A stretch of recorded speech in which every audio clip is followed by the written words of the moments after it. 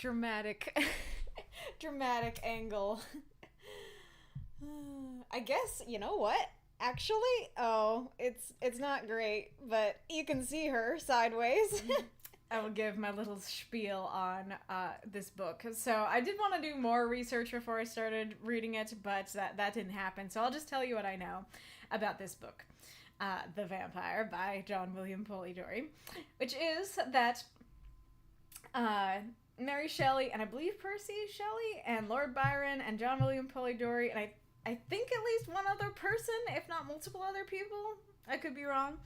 But they all went to this chateau in Geneva for I think in the summer or something, to hang out. And maybe it wasn't in the summer. I'm not sure. They went to this place in Geneva, and they did this challenge. They challenged themselves, and they did this little ghost story competition thing, where they're like, okay, we're all gonna write a ghost story. Everybody go to your separate rooms, and then come back with a ghost story. And that is actually how Frankenstein was made. It was made through that. But not only was Frankenstein made through that, so was this. So was The Vampyre. At least it was started. As far as I know, in what minimal research I've done, Lord Byron started it, and John William Polidori finished it. And apparently Lord Byron got credited on it when it was first published, and he was like, no, you don't credit me. I didn't really write it. It was it was my friend who wrote it. So yeah, as far as I know, the Polidori saw the beginning, was like, that's pretty good. Can I finish it? Which could be a mood. That can't happen between writers. So yeah, that's fun. But as far as I know, this book was the first book in the modern vampire genre, and it is the reason why we think of vampires the way that we do today. I'm guessing that it is where we got a lot of the legends. We'll see what all are in here, but stuff like they can't see their reflection, or they can't, enter a house unless they're invited. I think those kinds of things. We'll see, but I think that they came from this. But regardless of what all was started with this book, it came before Dracula, at the very least. So I'm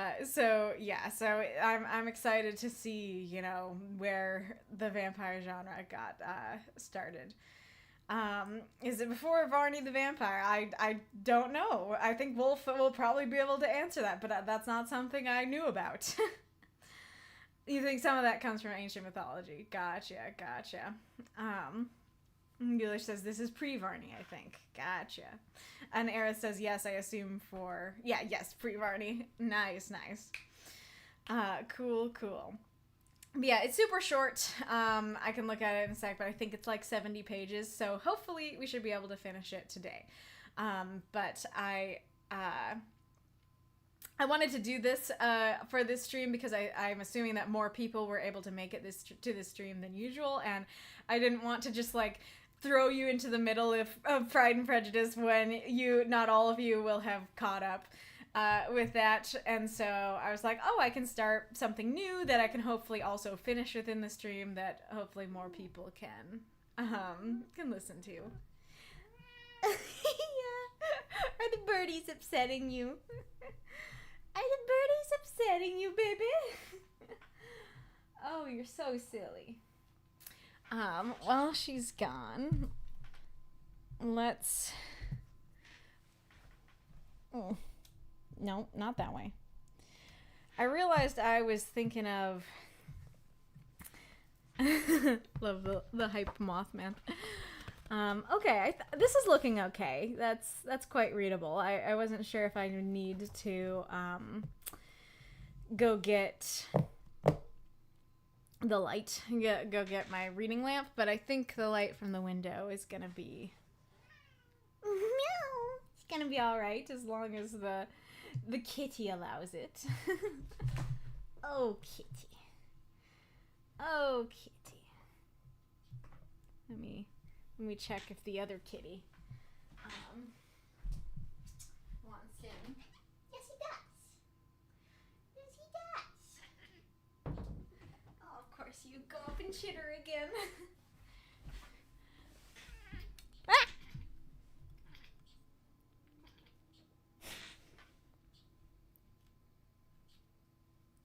Yes, so I don't... Where'd he go? There it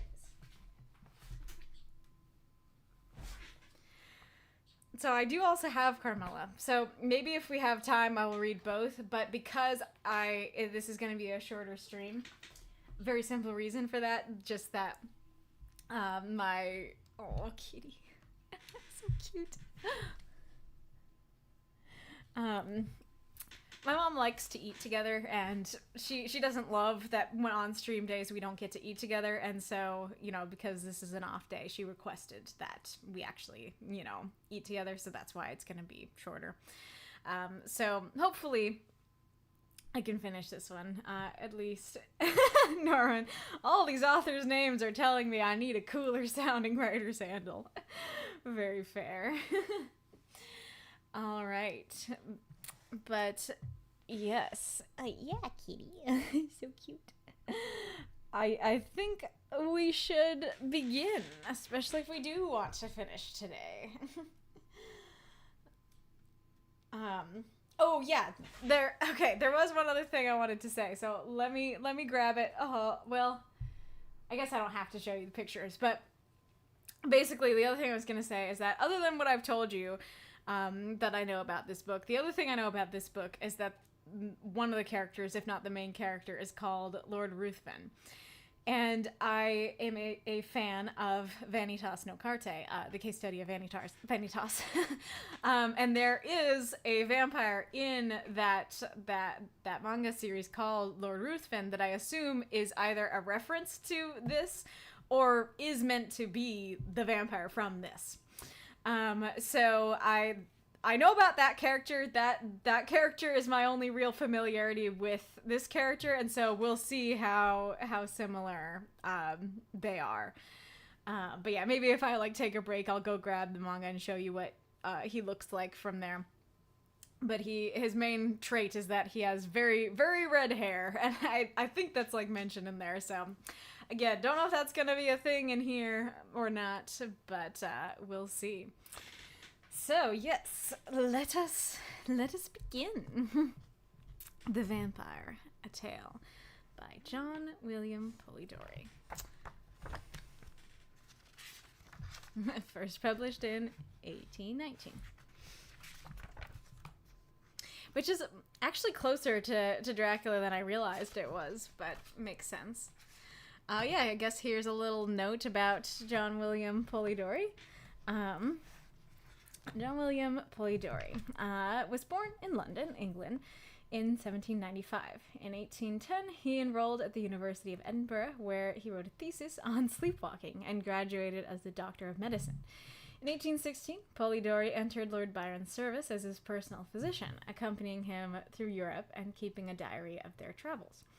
While at Byron's villa beside Lake Geneva in Switzerland, they were joined by Percy Shelley, I never know how to pronounce that, and Mary Shelley. Storms and tumultuous weather confined them to the indoors. Okay, so it was just those people I listed. When they and Byron's assorted other guests took to reading to each other from a book of ghost stories, one evening Byron challenged all his guests to write one themselves. The guests obliged, and Polidori wrote The Vampyre. Okay, so maybe I was wrong. After parting ways with Byron, he traveled through Italy before returning to England, and in April of 1819, his story, The Vampyre, was published in a new monthly magazine. Oh. The story is now seen as a progenitor of the romantic vampire genre of fantasy fiction, and the first modern vampire story ever published in English.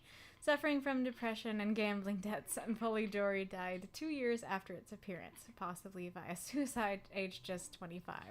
Wow, so he was the same age as me that I am now when he died. That is crazy.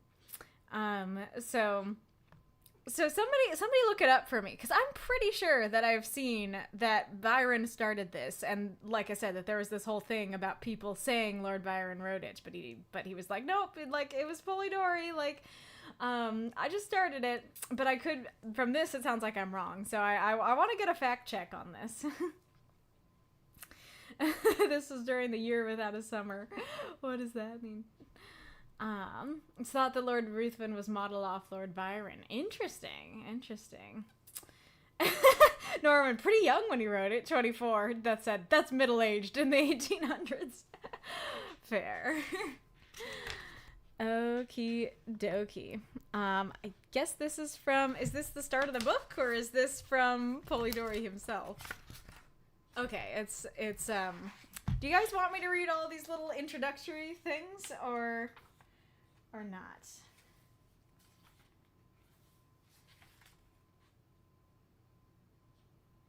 This does seem to be about that little ghost story thing, so this could be fun. So let me at least read the extract, but I don't know if I'll read that introduction. Extract of a letter from Geneva. I breathe freely in the neighborhood of this lake. The ground upon which I tread has been subdued from the earliest ages. The principal objects which immediately strike my eye bring to my recollection scenes in which man acted the hero and was the chief object of interest. Not to look back to earlier times of battles and sieges, here is the bust of Rousseau. Here is a house with an inscription denoting that the Genevan philosopher first drew breath under its roof.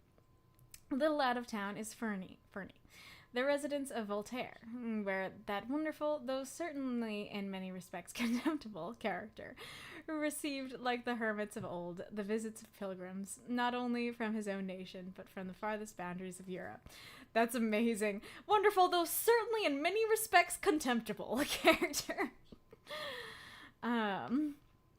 Here, too, is Bonnet's abode, and a few steps beyond the house of that astonishing woman, Madame de Stael, perhaps the first of her sex, who has really proved its often claimed equality with the nobler man.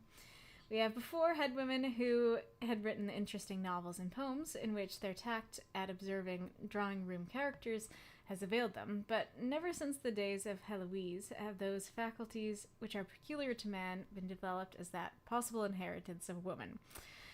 Well, I'm glad he's thinking about it, but I wasn't expecting to read about... well, maybe I should have been, but I wasn't expecting misogyny today. But I guess he's trying. I guess he's looking for it. He's not just judging. Let's see, where'd it go? Though even here, as in the case of Heloise, our sex have not been backward in alleging the existence of an Abelard in the person of M. Schlegel as the inspirer of her works. But to proceed, upon the same side of the lake, Gibbon, Bonivard, Bradshaw, and others mark, as it were, the stages for our progress, whilst upon the other side there is one house, built by Diodati, the friend of Milton, which has contained... I have a kitty in the way. Contained within its walls for several months that poet whom we have so often read together, and who...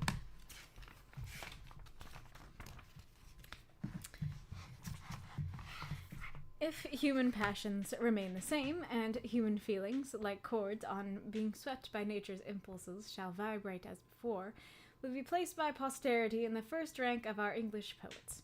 You must have heard, or the third canto of Childe Harold will have informed you, that Lord Byron resided many months in this neighborhood. I went with some friends a few days ago, after having seen Fernie, to view this mansion. Prompt 210, wasn't expecting misogyny today. Yeah, very true. But anyways, I mean, I guess, like, because, like, yes, it is a book written in the 1800s by a dude, but, like, Dracula, it was written in, what, the 1890s? And it's pretty much fine so far. Like, I haven't really seen, maybe I haven't been looking, critically enough, but, like, there are female characters in that, and they have a say and everything like that, so, I guess that's just where my brain was. But, anyways, this is not as much seemingly about this book as I thought. I could stop if this isn't that interesting. That's true. Compare 1920 to 1980. Good point. Good point. What did you... Oh, I see. Let's see. I went with some friends a few days ago after having seen Fernie to view this mansion. I trod the floors with the same feelings of awe and respect as we did together those of Shakespeare's dwelling at Stratford. I sat down in the chair of the saloon and satisfied myself that I was resting on what he had made his constant seat. I found a servant there who had lived with him. She, however, gave me but little information. She pointed out his bedchamber upon the same level as the saloon and dining room, and informed me that he retired to rest at 3, got up at 2, and employed himself a long time over his toilet, that he never went to sleep without a pair of pistols and a dagger by his side, and that he never ate animal food. He apparently spent some part of every day upon the lake in an English boat. There is a balcony from the saloon which looks upon the lake and the mountain Jura, and I imagine that it must have been hence he contemplated the storm so magnificently described in the third canto. For you have from here a most extensive view of all points he has therein depicted. I can fancy him like the scathed pine, whilst all around was sunk to repose, still waking to observe what came but a weak image of the storms which had desolated his own breast. Is that it? Oh, that is not it. The sky changed, and oh no. Oh, kitty, I'm putting this on your back, kitty. The sky changed, and such a change, O night, and storm and darkness, ye wondrous strong, yet lovely in your strength, as is the light of a dark eye in woman. Far along from peak to peak, the rattling crags among leaps of lyre thunder, not from one lone cloud, but every mountain now hath found a tongue. That is beautiful. And Jura answers through her misty shroud, back to joyous Alps who call to her aloud. And this is in the night, most glorious night. Thou wert not sent for slumber. Let me be a sharer in thy far and fierce delight, a portion of the tempest and of me. How the lit lake shines a phosphoric sea, and the big rain comet dancing to the earth. And now again 'tis black, and now the glee of the loud hills shake with its mountain mirth, and if they did rejoice o'er a young earthquake's birth, as if they did rejoice o'er a young earthquake's birth. Now there the swift Rhin, is that pronounced Rhin? Cleaves his way between heights which appear as lovers who have parted in haste, whose mining depths so intervene that they can meet no more, though broken-hearted. Though in their souls, which thus each one other thwarted, love was the very root of the fond rage, which blighted their life's bloom, and then departed. Itself expired, but leaving them an age of years all winter, war within themselves to wage. That is beautiful. I can see why he wanted to include it. I don't want to go too in-depth into things that aren't actually the book, but I do really like that poem.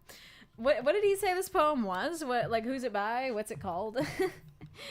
I went down to the little port, if I may use the expression, wherein his vessel used to lay, and conversed with a cottager who had the care of it. You may smile, but I have my pleasure in thus helping my personification of the individual I admire, by attaining to the knowledge of those circumstances which were daily around him.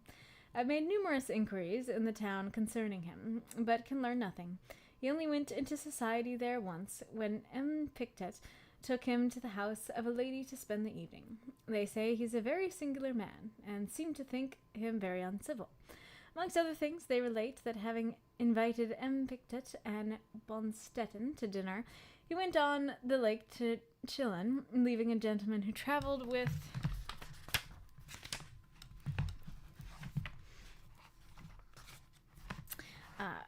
him to receive them and make his apologies. Another evening, being invited to the house of Lady D. Redacted H. Redacted, he promised to attend, but upon approaching the windows of her lady's villa, and perceiving the room to be full of company, he set down his friend, desiring him to plead his excuse, and immediately returned home.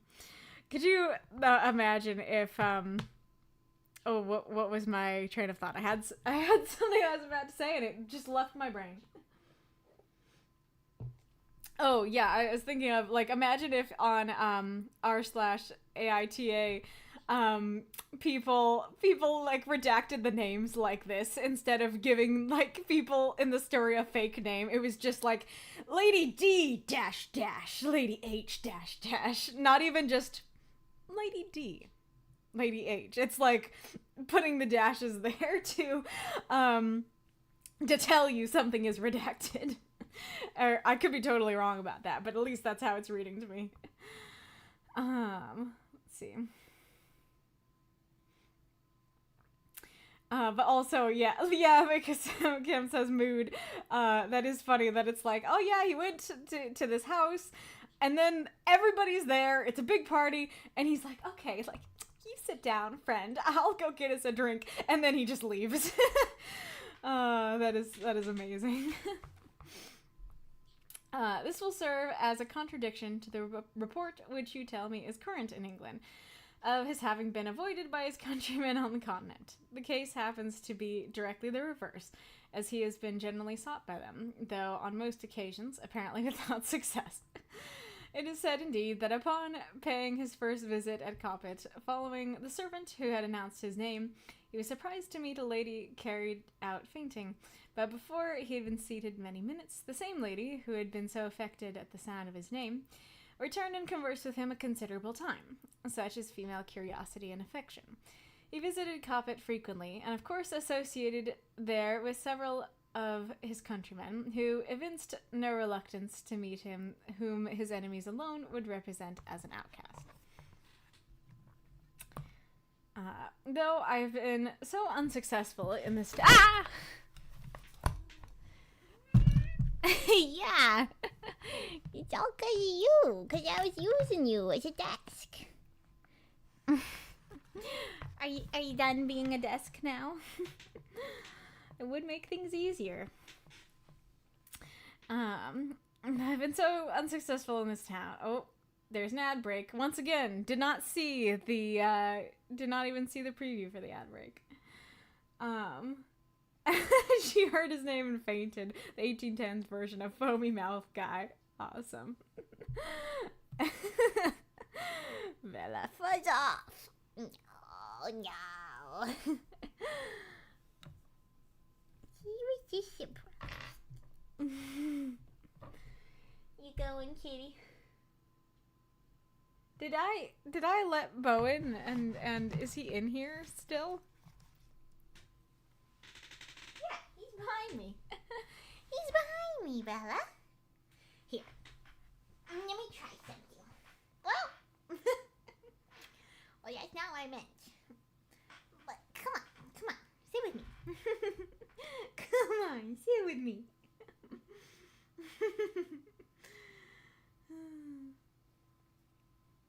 She's like, no, I don't want to. Okay.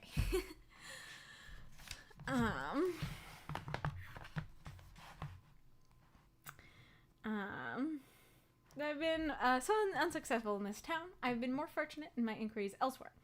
There's a society there 4 miles from Geneva, the center of which is the Countess of Brues, a Russian lady, well acquainted with the agremens de la société, and who has collected them round herself as her mansion. It was chiefly here, I find, that the gentleman who travelled with Lord Byron as physician sought for society. So this is not written by Polidori, then.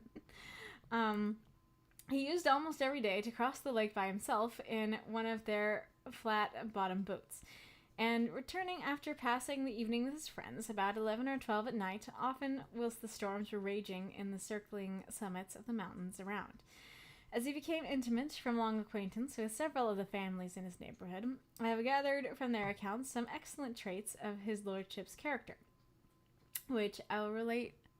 Oh, now there's a bird on the windowsill. Oh, now it's gone. I was going to show it to you.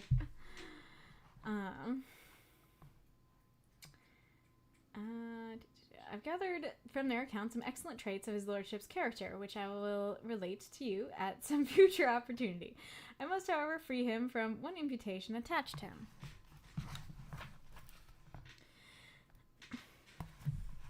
Yep. Okay. Of having in his house 2 sisters as the partakers of his revels. Oh, yeah, I think I've heard of this. This is like many other charges which have been brought against his lordship, entirely destitute of truth. So, I can't remember who the rumors were around, but I think it was Lord Byron who these rumors are about. This is like many other charges which have been brought against his lordship, entirely destitute of truth. His only companion was the physician I have already mentioned. The report originated from the following circumstance. Mr. Percy Bysshe Shelley, a gentleman well known for extravagance of doctrine and for his daring in their profession, even to sign himself with the title of Atheos Atheos in the album of Chamonix, having taken a house below in which he resided with Miss M.W. Godwin and Miss Claremont, the daughters of the celebrated Mr. Godwin. Kitty. Oh no. Oh no, kitty.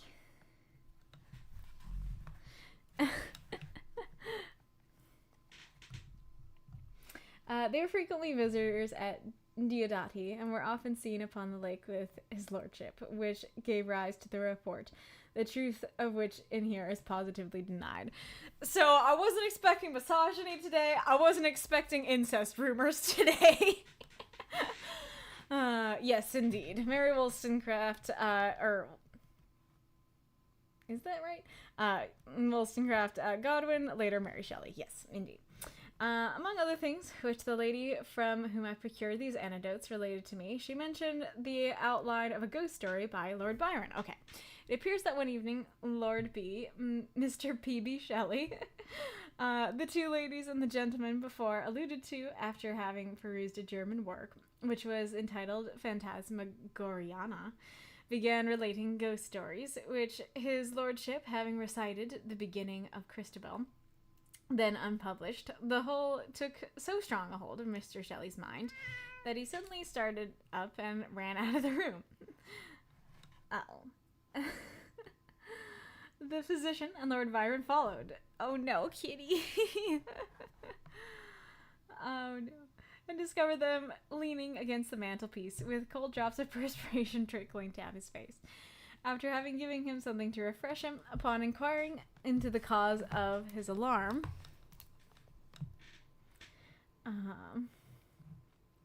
they found one of the ladies with eyes, which was reported of a lady in the neighborhood where he lived. He was obliged to leave the room in order to destroy that impression. Oh, I think I misread something. So, let's see. After having given him something to refresh him upon inquiring into the cause of alarm, they found that his wild imagination, having pictured to him the bosom of one of the ladies with eyes, which was reported of a lady in the neighborhood where he lived, he was obliged to leave that room in order to destroy that impression. It was afterwards proposed in the course of conversation that each of the company present should write a tale, depending upon some supernatural agency, which was undertaken by Lord B, the physician, and Miss M.W. Godwin. And then there's a footnote, which says, since published under the title of Frankenstein, or the Modern Prometheus, my friend, the lady above referred to, had in her possession the outline of each of these stories. I obtained them as a great favor, and herewith forward them to you, as I was assured you would feel much curiosity as myself to peruse the ébauches of so great a genius and those immediately under his influence. Who are you? Who wrote this letter? Norman, I left for 2 seconds to grab a drink. What's this about incest? Oh, actually, okay, so this, this introduction might actually be what I was thinking this letter was going to be about, so maybe I should read it. Christabel is a piece by Samuel Coleridge. Gotcha. This is like those online recipes where it's preceded by their life story. Yeah. So am I correct that Lord Byron was getting horny and then they were like, "Are you okay, sir?" And he was like, "Let's write ghost stories." Is that how I'm understanding this situation? Like, he got horny, he ran out of the room, and everybody was like, "You okay, man?" And he's like, "Let's write some ghost stories."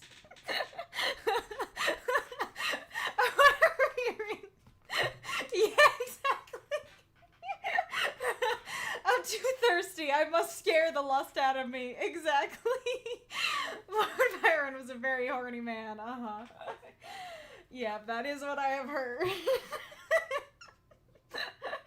Oh, that's way funnier than just like, "Oh yeah, like we're having a good afternoon. Let's write some ghost stories." It's just like, "I'm too horny. Let's write some ghost stories."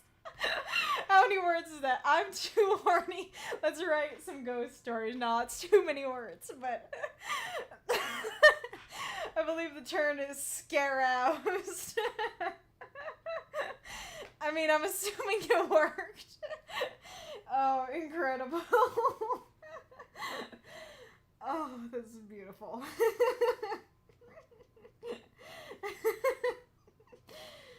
Oh.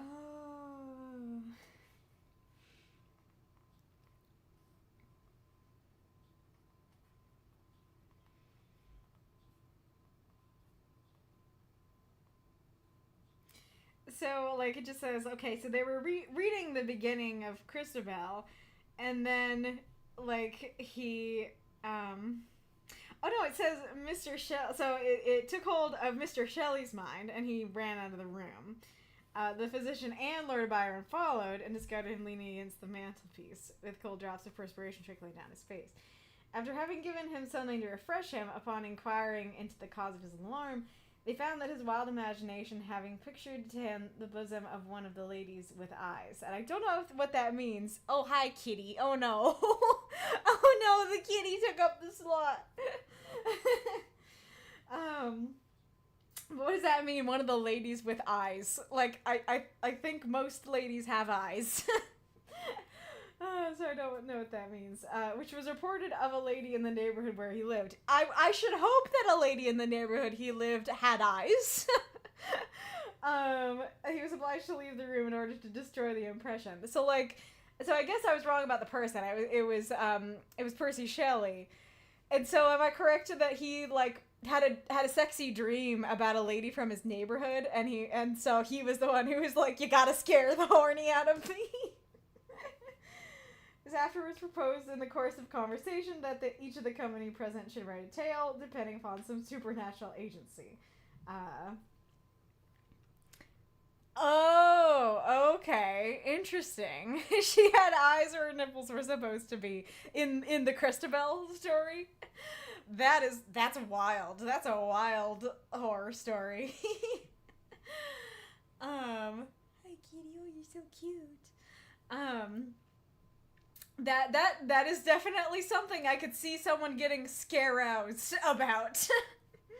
And so is the request not scare the horny out of me, but like, I like this image. Let's make stories that are equally scarousing. Where her bosom had eyes. Pictured in the bosom of one of the ladies. Oh, okay, yeah, one of the bosom with eyes. That makes sense. What big eyes you have! Oh my goodness. Well, now we need to add Christabel to the list of stories to read. That sounds wild. Okie dokie. Well, let's try to read this introduction. You're gonna be a shelf cat. You're gonna be a shelf. Oh, you're so funny. Come on. She's like, "No, I don't want to be a shelf. I don't think I want to be a shelf." I do like the idea of in 200 years people reading our stories and being as confused by our choices as we are by these people's. Very fair. Very fair.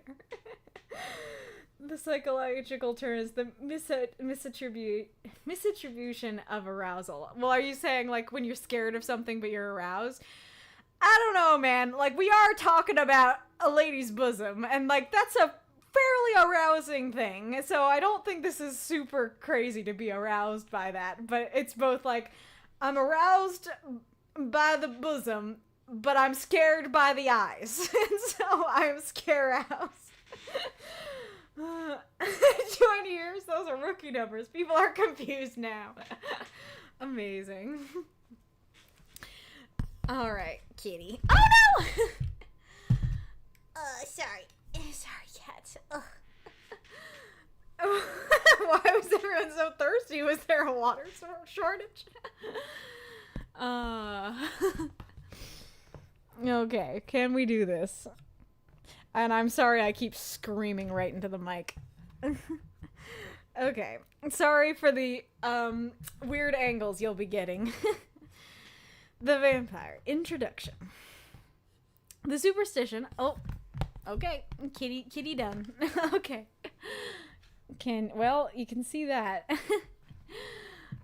I still have to use you as a shelf, babe.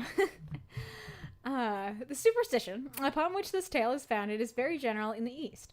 Among the Arabians, it appears to be common. It did not, however, extend itself to the Greeks until after the establishment of Christianity, and it has only assumed its present form since the division of the Latin and Greek churches, at which time the idea becoming prevalent that a Latin body could not corrupt if buried in their territory, it gradually increased, and formed the subject of many wonderful stories, still extant, of the dead rising from their graves, and feeding upon the blood of the young and beautiful. I read that too happily. The dead rising from their graves! But that is interesting, that, like, I don't know if it's saying the idea of the vampire in general, what didn't make it to other areas until this point, or if it's just saying, like, this version of vampires, you know. But it's also especially interesting that they're, like, a Latin body could not corrupt. What does that mean, a Latin body? Like someone from like the Roman Empire, someone from that area, from that particular area where they're speaking Latin. Like, no, we're pure. We don't become vampires. Oh yeah, like, why are you pure? Like, we're Latin. Like, what does that mean? Oh, Roman Catholic. Well, Julius says uncertain Roman Catholic, so I don't know if you're uncertain about it being Roman Catholic or uncertain about something else. But gotcha. So it's saying, like, a good Catholic boys don't become vampires. Good Catholic boys and girls don't become vampires. Okay. In the West, it spread with some variation all over Hungary, Poland, Austria, and Lorraine, where the belief existed that vampires nightly imbibed a certain portion of the blood of their victims, who became emaciated, lost their strength, and speedily died of consumptions, whilst these human bloodsuckers fattened, and their veins became distended to such a state of repletion as to cause the blood to flow from all the passages of their bodies, and even from the very pores of their skins. That's not something I've heard in vampire lore, that they're so engorged with blood that blood leaches out of their skin. That is an amazing horror image that I'm surprised. I mean, I guess maybe I shouldn't be surprised, because maybe it is used in, like, horror movies that I haven't seen. Oh, gotcha. Uncertain if the myth predates Arabian invasions of Eastern Europe. Gotcha.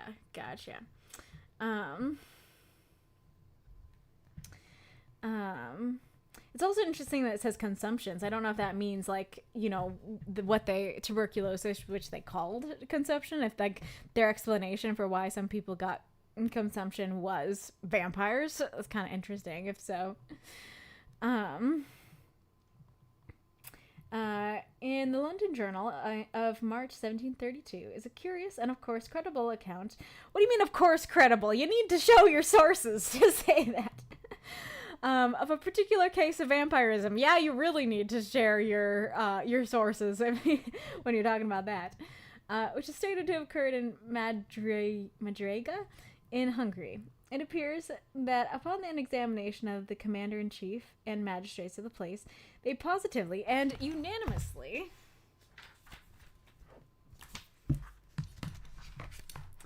affirmed that about 5 years before, a certain Hayduk named Arnold Paul had been heard to say that at Kosovia, on the frontiers of the Turkish Serbia, he had been tormented by a vampire, but had found a way to rid himself of the evil by eating some of the earth out of the vampire's grave and rubbing himself with his blood.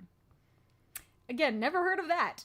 That's interesting. It's like, okay, you want to get rid of your vampire? Yes, I do. All right, go eat dirt.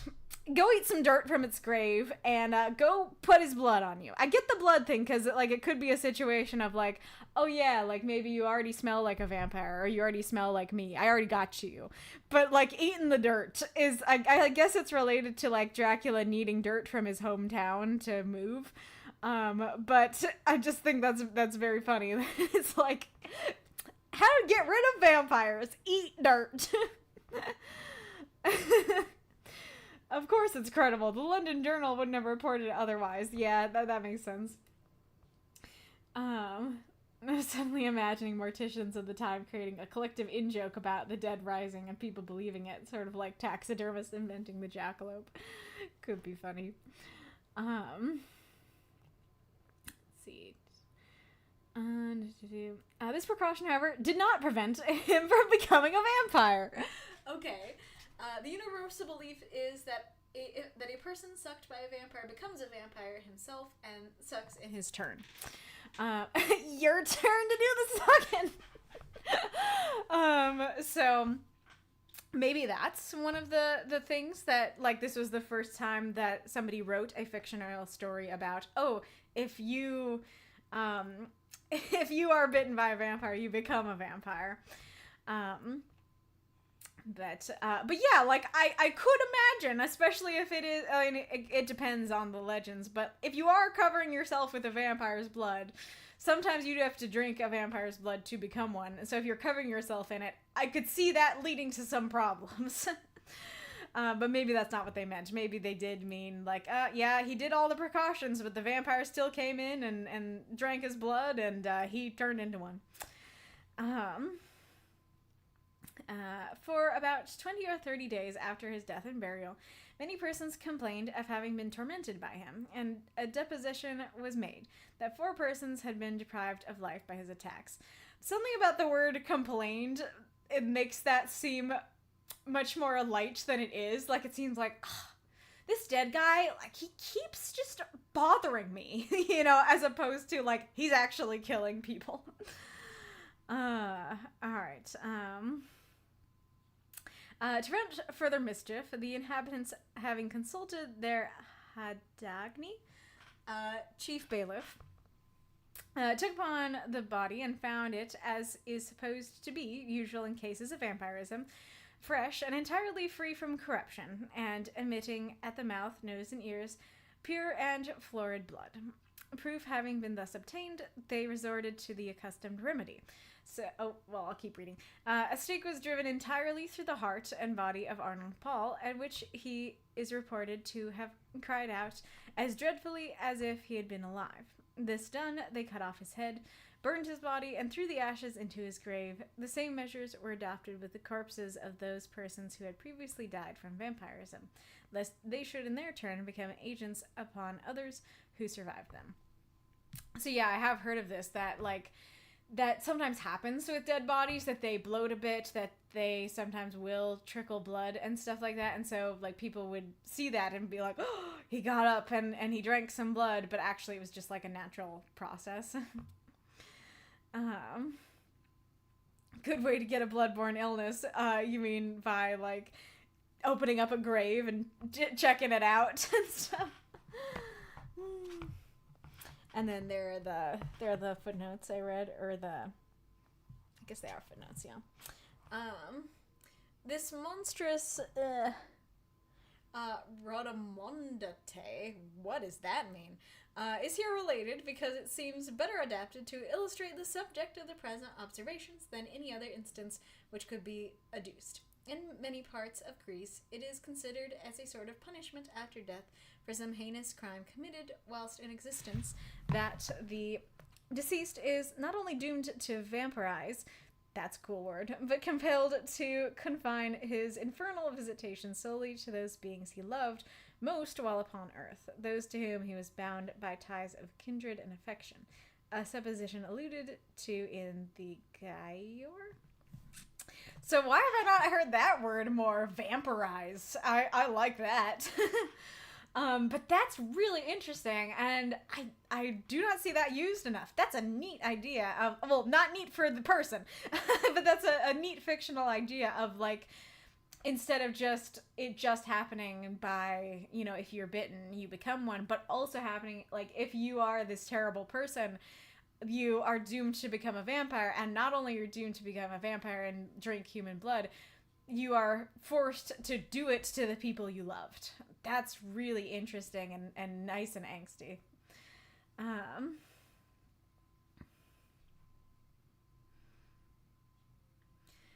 Norman says, this actually has me wondering, given the amount of lore overlap, at one point did zombies and vampires become distinct monsters? And then Mako says, pretty sure they didn't diverge. Zombies came from voodoo and weren't even the Walking Dead originally, I think.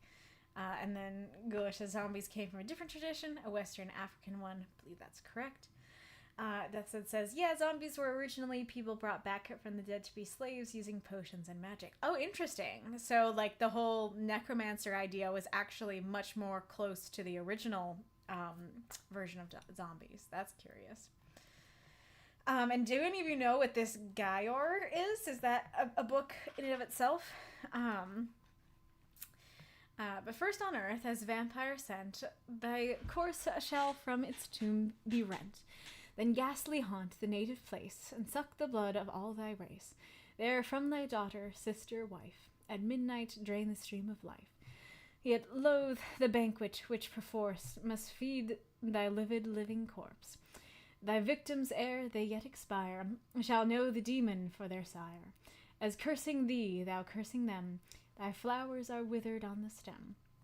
But one that for thy crime must fall, the youngest, best, beloved of all, shall bless thee with a father's name, yet word shall wrap thy heart in flame. Oh, sorry. I'm sorry. Kitty. You're not making it better, baby. Yet thou must end. Thou must end thy task and mark. Her cheeks last tinge, her eyes last spark, which freezes o'er its lifeless blue, then with unhallowed hand shall tear the tresses of her yellow hair, of which in life a lock when shorn, affection's fondest pledge was worn, but now is born Kitty baby. There's not that many lines, so maybe I'll just read them myself, even though you can't see them. Okay. I'll just reread this whole section because I was, being slow. Oh, are you going? Maybe she's gonna let me. Okay, here we go. That word shall wrap thy heart in flame, yet thou must end thy task and mark. Her cheeks last tinge, her eyes last spark, and the last glassy glance must view, which freezes o'er its lifeless blue. Then with unhallowed hand shall tear the tresses of her yellow hair, of which in life a lock when shorn, affection's fondest pledge was worn, but now is borne away by thee, memorial of thine agony. Yet with thine own best blood shall drip thy gnashing tooth and haggard lip. Then stalking to thy sullen grave, go, and with gulls and afrits rave. What's a gull and afrit?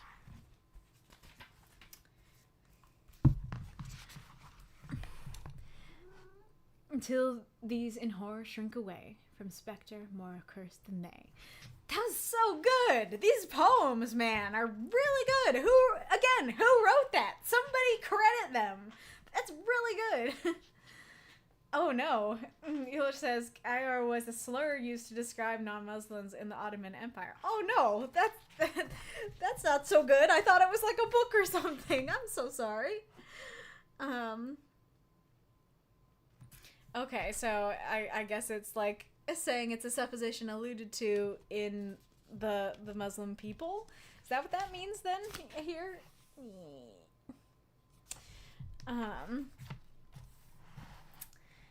Let's see.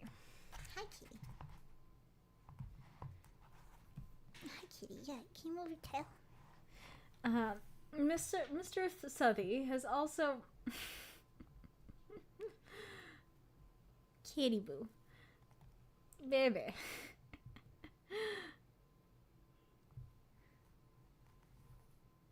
I'm making this hard, baby. Oh, the non-Muslim Ottoman citizens. Oh yeah, you did say that. I totally misread you. So wait, so okay. So a supposition alluded to in the group of people who were in the Ottoman Empire who weren't Muslim. Okay, interesting. Oh, as in the Christians. Oh, okay. So it was a slur for the Christians in the Ottoman Empire. Gotcha. That's more clear. So a supposition alluded to in the Christians. I don't know why it says in the, though. That seems like an odd phrase if it's a people group. All right, let's see if I can do this. Okay. Mr. Southey has also introduced in his wild but beautiful poem of Thalaba, so is that, the vampire course of the Arabian maid Oneza, who is represented as having returned from the grave for the purpose of tormenting him.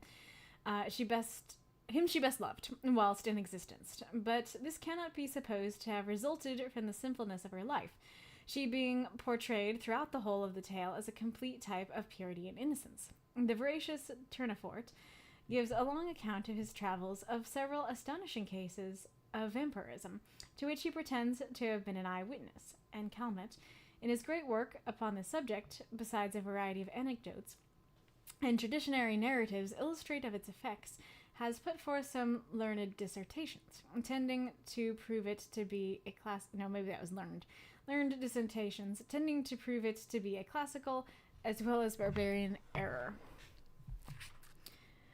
Many curious and interesting notices on this singularly horrible superstition might be added, though the present may suffice for the limits of a note, necessarily devoted to explanation, and which may now be concluded by merely remarking that, though the term vampire is the one in most general acceptation, there are several other synonymous with it, made use of in various parts of the world in Vrokolaka,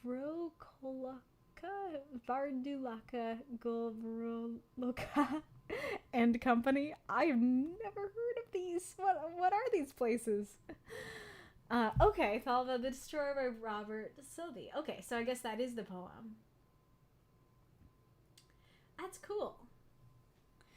I'm glad I read that introduction. That is a really interesting introduction, and does make me think that that's more of what we're going to be going for here, is that somebody who is a very sinful person rose from the grave. So it was talking at the beginning about, like, oh no, the Catholics don't become vampires. So I guess that's wise. It's like, only if you're a sinful heathen do you become a vampire. Is that the situation we're in here?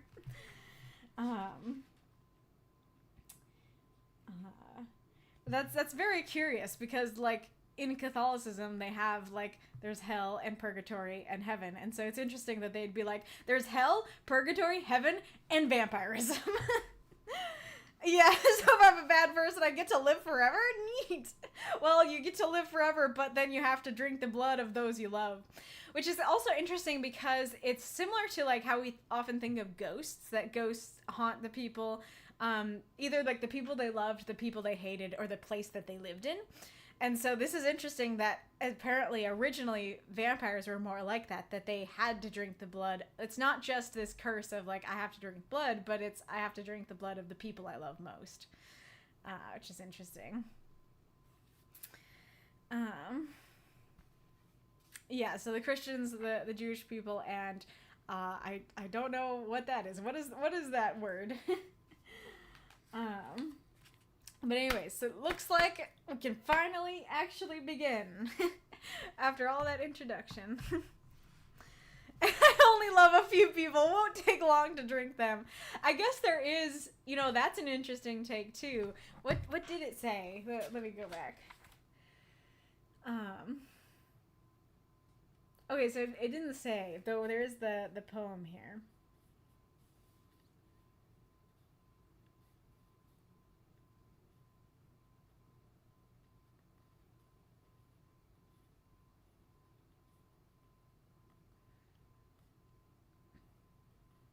So maybe I can't tell if the poem is saying, because it says stuff like, you know, at midnight drain their stream of life, which is saying, you know, kill them by drinking their blood.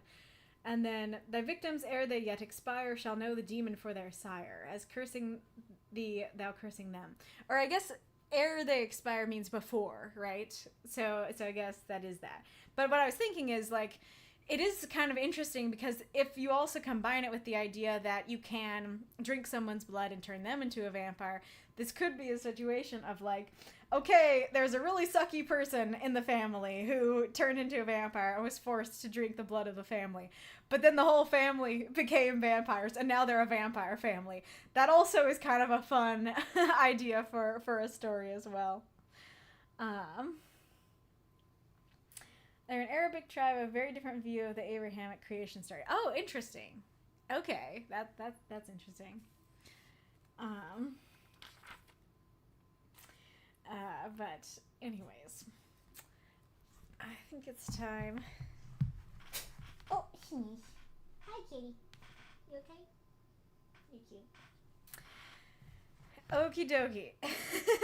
Now I am less sure that we're gonna finish today because it took us like 2 hours to just do the introduction and the other housekeeping stuff. But we'll see how far we get. So we can finally actually begin the vampire. Oh. No, stop. Turn off. Sorry, kitty. It happened that in the midst of the dissipations attendant upon a London winter, there appeared at the various parties of the leaders of the town a nobleman, more remarkable for his singularities than his rank. He gazed upon the mirth around him as if he could not participate therein. Apparently the light laughter of the fair only attracted his attention, that he might by a look quell it, and throw fear into those breasts where... I was resting it on her again. Kitty boo.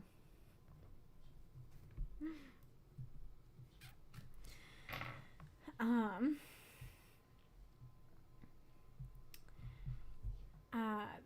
see. Apparently the light laughter of the fair only attracted his attention, that he might by look quell it, and throw fear into those breasts where thoughtlessness reigned. Those who felt this sensation of awe could not explain whence it arose. Some attributed it to the dead grey eye, which, fixing upon the object's face, did not seem to penetrate, and at one glance to pierce through to the inward workings of the heart. Wait, it did or didn't? Befell upon the cheek with a laden ray that weighed upon the skin it could not pass. Okay, so it's saying it didn't pierce, but it like lays on you. That's kind of an interesting image for a look, as instead of a piercing look, it's as if it like, you know, hangs on your cheek, that weighs you down. That's interesting. His peculiarities caused him to be invited to every house. All wished to see. Okay, people don't like him. They get freaked out by him. His gaze is like a weight. And they're like, oh, everybody invited him over. Didn't they call his eye like dead or something? Yeah, the dead gray eye. He's got dead gray eyes that weigh upon you. Let's invite him for dinner. Kitty. His peculiarities caused him to be invited to every house. All wished to see him, and those who had been accustomed to violent excitement and now felt the weight of ennui were pleased to have something in their presence capable of engaging their attention. Wait. So it's like ennui is like existential, like dread or self-reflection, right? And so it's just like, wow, like I felt excited and happy, but now I feel existential dread. Neat. Come to my house. It says that they're Kurdish, not Arabic. Gotcha. Oh, interesting. That is interesting. Ennui is boredom. Oh, okay. So, those who are accustomed to violent excitement. Oh, okay. So it's more so like they like excitement and now they're bored, and so they're like, ooh, like here, let's invite the weird guy over and then we won't be bored anymore. in spite of the deadly hue of his face, which never gained a warmer tint, either from blush of modesty or from the strong emotion of passion, though its form and outline were beautiful, many of the female hunters, after notoriety, attempted to win his attentions, and gain at least some marks of what they might term affection. Lady Mercer, who had been the mockery of every monster shown in drawing rooms since her marriage. What does that mean? The mockery of every monster shown in drawing rooms. Threw herself in his way and did all but put on the dress of a mountebank to attract his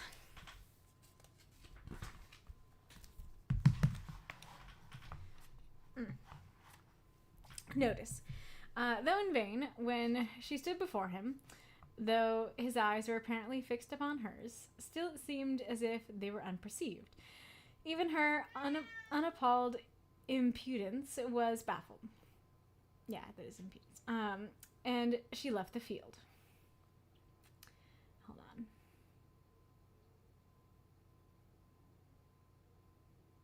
So he's looking at her, but it just seems like he's not looking at her. And then she left because it didn't feel like he was looking at her. But though the common adulteress, okay, that's why. That's what it meant. Could not influence even the guidance of his eyes. It was not that the female sex was indifferent to him, yet such was the apparent caution with which he spoke to the virtuous wife and innocent daughter, that few knew he ever addressed himself to females. Wait. Hi. Come on, kitty. Keep moving. Baby cat. I'll look over here. Well, I'm thinking about it. So she's like, she's an adulteress and is getting every man's eye, and so when he, doesn't really seem to care, then she's like, oh, can't believe it. I think that was it. It's not that the female sex was indifferent to him, so saying girls do like him, which seemed clear enough. Just with apparent caution with which he spoke to the virtuous wife and innocent daughter, few knew he ever addressed himself to females. So is it saying like he's really cautious when he talks to like virtuous ladies, and so like he doesn't talk to ladies much at all?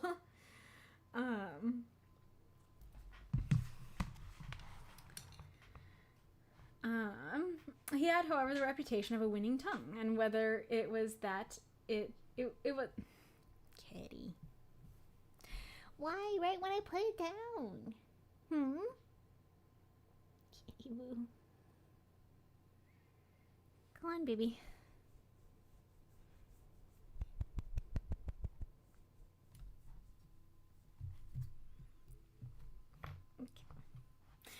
Boredom was as much dreaded as today. I feel like it must have been more dreaded back then because you had less to do. Like here we have our phones and stuff that can show us the world, but back then your options there. I don't think I've talked about this before, but there was a joke that one of my literature teachers would say that I have always loved, which is he was talking about like one of the speeches of Abraham Lincoln that we read, and it was this speech that he gave like in the rain and the mud and stuff like that, and I think we were asking him like, why would they go in like such horrible conditions? And he was like, well, back then you had two options: stare at the fire or go listen to the president. So you're gonna go listen to the president even if it's in the mud. And so yeah, I feel like when your options are basically stare at the fire or invite the weird guy for dinner, you're gonna invite the weird guy for dinner. But anyways, he had, however, the reputation of a winning tongue, and whether it was that it even overcame the dread of his singular character, or that they were moved by his apparent hatred of vice, he was as often among those females who form the boast of their sex from their domestic virtues as among those who sully it with their vices. Okay, so he's actually around... I'm getting mixed signals here, or I'm just not understanding, because it sounds like it's saying he doesn't talk to ladies that much, and then it's saying, oh, he's always surrounded by ladies, and he's surrounded by ladies who are both virtuous and viceful. What is the word for that? I guess just sinful. And interesting, he has a hatred of vice, which I assume if he is a vampire and is from what we just read about, that he engaged in many vices while alive and became a vampire, and so now he hates vices.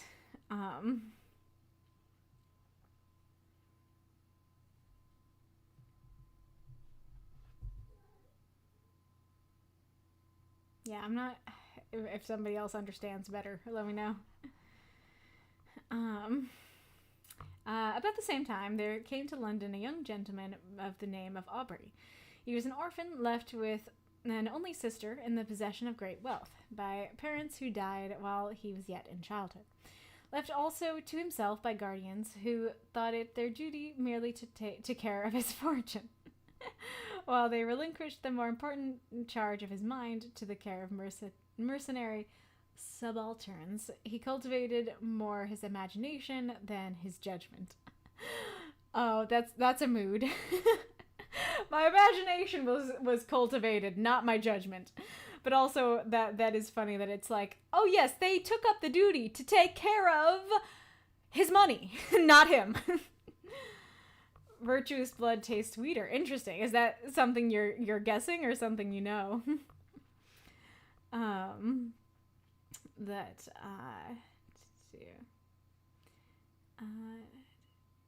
He had hence the high romantic feeling of honor and candor, which daily ruins so many milliners' apprentices. What?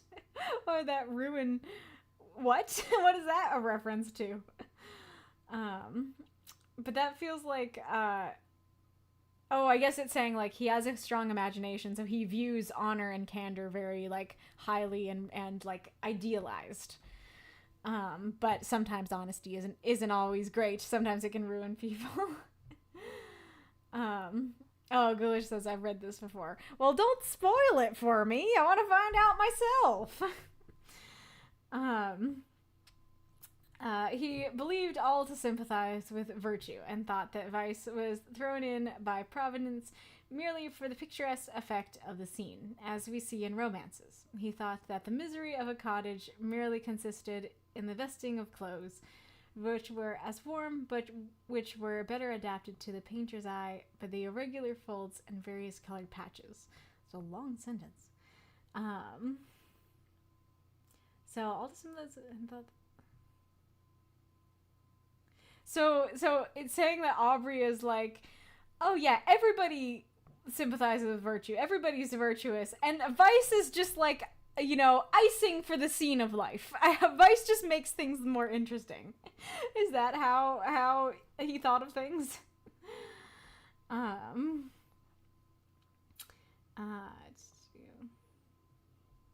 the misery of merely consisted of vesting one's clothes, which were better adapted to the painter's eye with the irregular folds and various colored patches. I'm not quite sure what that means. Aw, thank you, Ghoulish. Thank you for the cheer. Figure since we're not reading stories, I'd still throw some bits. I greatly appreciate that. He thought, in fine, that the dreams of poets were the realities of life. He was handsome, frank, and rich.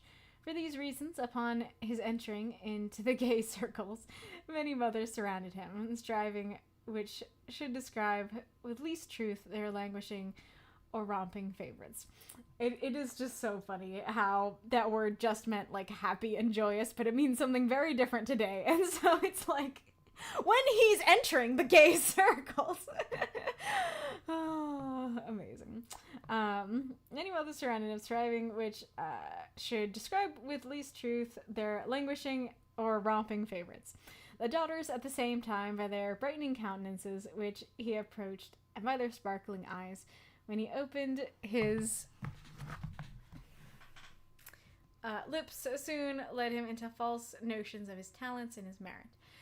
Attached as he was to the romance of his solitary hours, he was startled at finding that, except in the tallow and wax candles that flickered, not from the presence of a ghost, but from want of snuffing, there was no foundation in real life for any of that conjuries of pleasing pictures and descriptions contained in those volumes from which he had formed study. How did it take him this long to realize that fantasy isn't reality?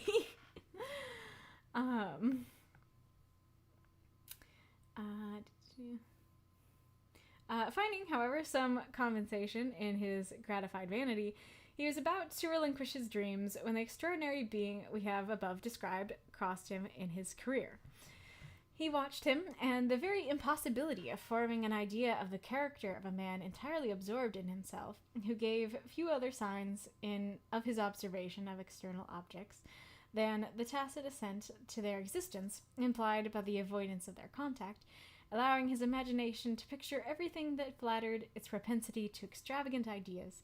He soon formed this object into the hero of a romance, and determined to observe the offspring of his fancy, rather than the person before him. Ooh, that's neat.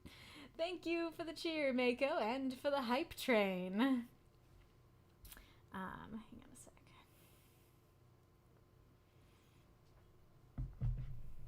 Oh, kitty.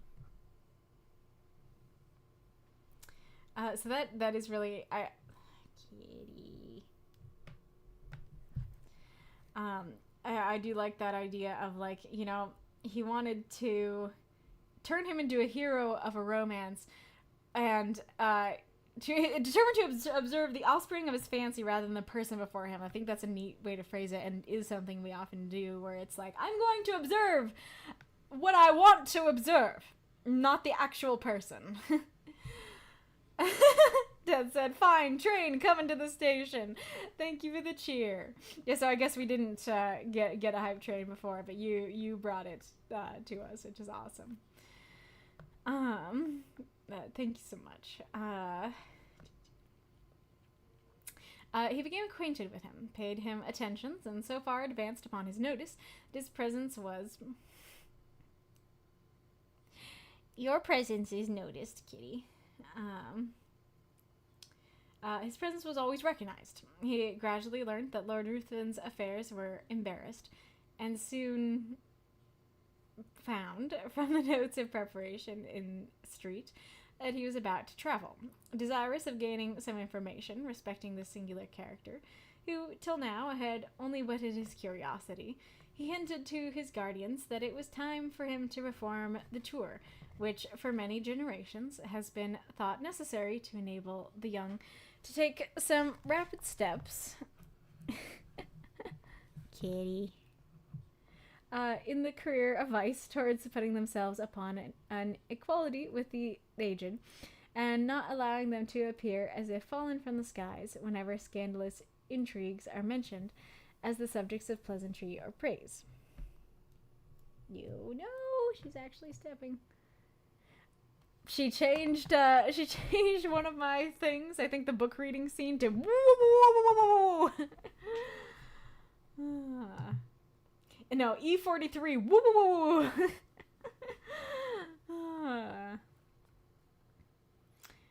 Is she always like this?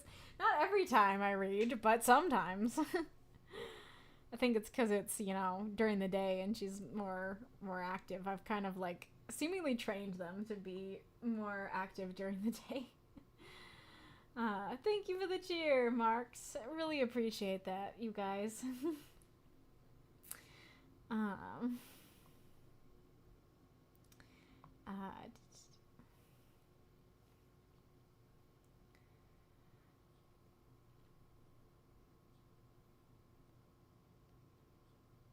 That is funny that Ruthven's like, I would like to travel. And then Aubrey is like, guys, I think I'm going on a tour.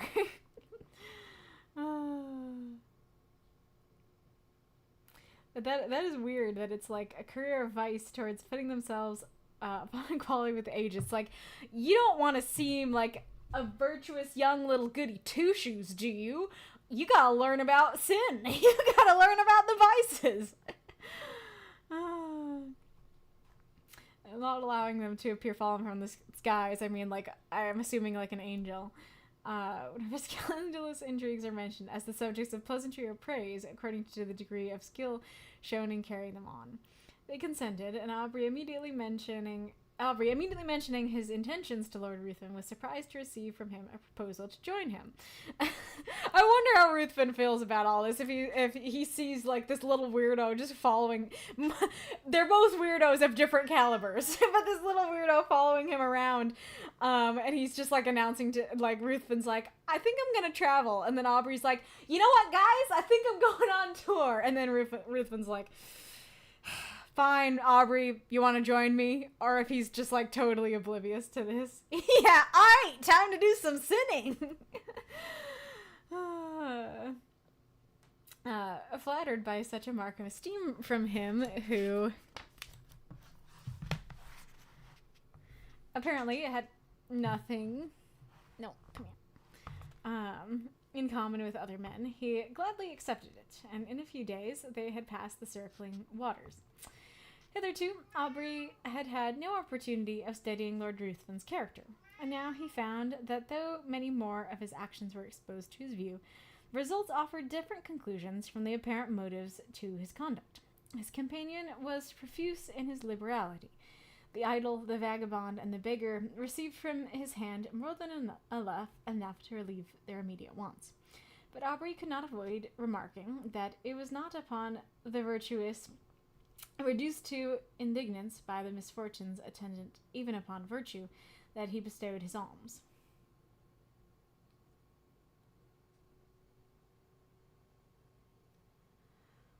I'm not sure what that means. These were sent from the door with hardly suppressed sneers, but when the profligate came to ask something, not to relieve his wants, but to allow him to wallow in his lust, or to sink him still deeper in his iniquity, he was sent away with rich charity. Thank you for the cheer, Magistrate Ironlung. You've collected all of the level 1 emotes, Twitch is saying. I don't know exactly how that works and how to, like, give you guys more of those. Oh, cute kitty. She's by the door now. Oh, I heard her. Okay, you want out? Okay. Leave it open. Please. No. Stay open, book.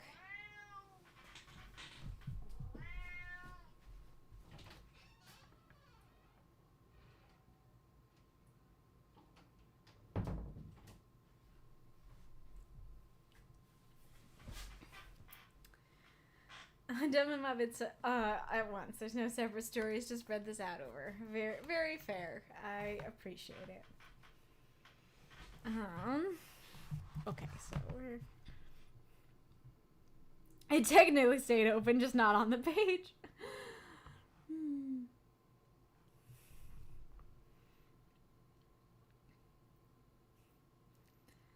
I'm a little... So, like... So, is it saying that, like, when, like, you know, a sinner goes up to Ruthven's door and is like, can I have some money to do my sinning? Ruthven equally is like, sure. he gives it to, you know, normal, like, beggars and stuff, but when people are not going to use it for good reasons, he's like, fine with me. Is that what I'm understanding? Oh, okay. Ghoulish says, I think he's saying that Lord Ruthven didn't give out of charity, but out of keeping up appearances. Okay, that's helpful. Thank you.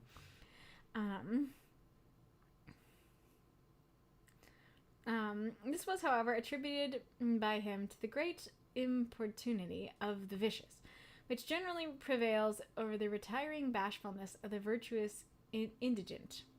What did that sentence mean?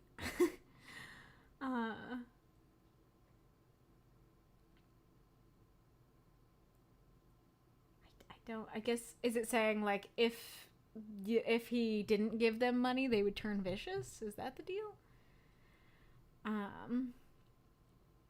I think I'm also correct that they're like, here, you can have some money for your sinning.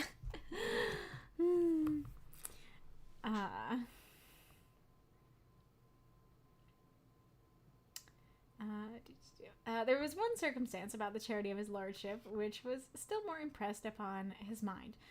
All those upon whom it was bestowed inevitably found that there was a curse upon it, for they were all either led to the scaffold or sunk to the lowest and the most abject misery.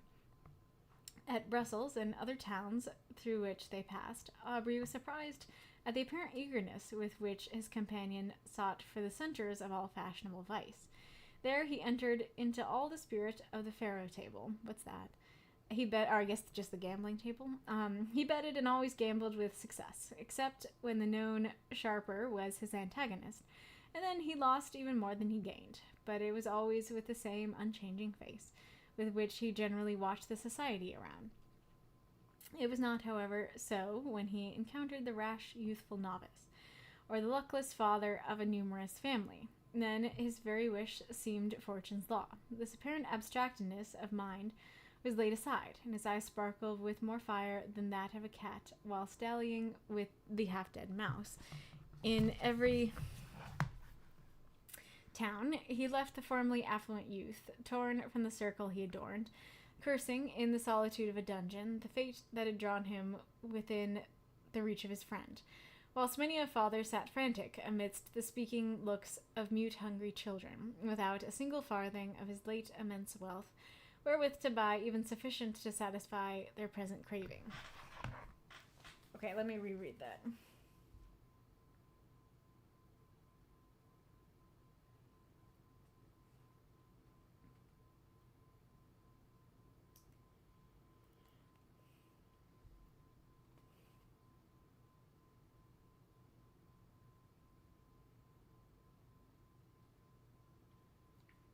So, like, when he encounters a youthful novice or a luckless father of a numerous family, then his, like, eyes sparkle like he's found his prey, like he's playing with his prey. And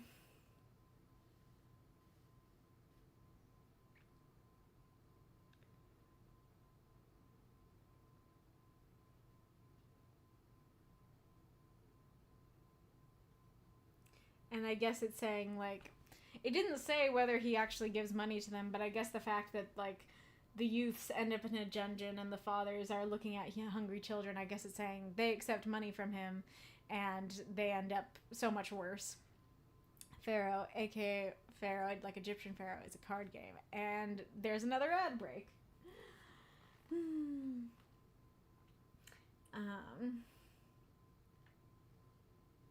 This is especially curious knowing what you just said about virtuous blood tasting better, because, like, if he is giving out cursed money, people are gonna turn to vice.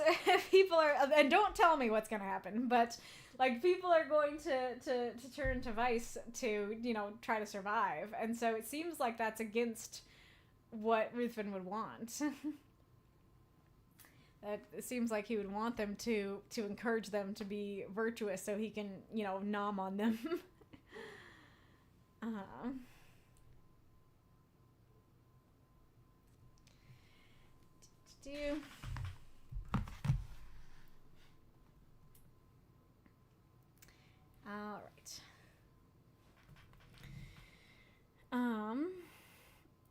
Yet he took no money from the gambling table, but immediately lost to the ruiner of many the last guilder he had just snatched from the convulsive grasp of the innocent. This might but be the result of a certain degree of knowledge, which was not, however, capable of combating the cunning of the more experienced.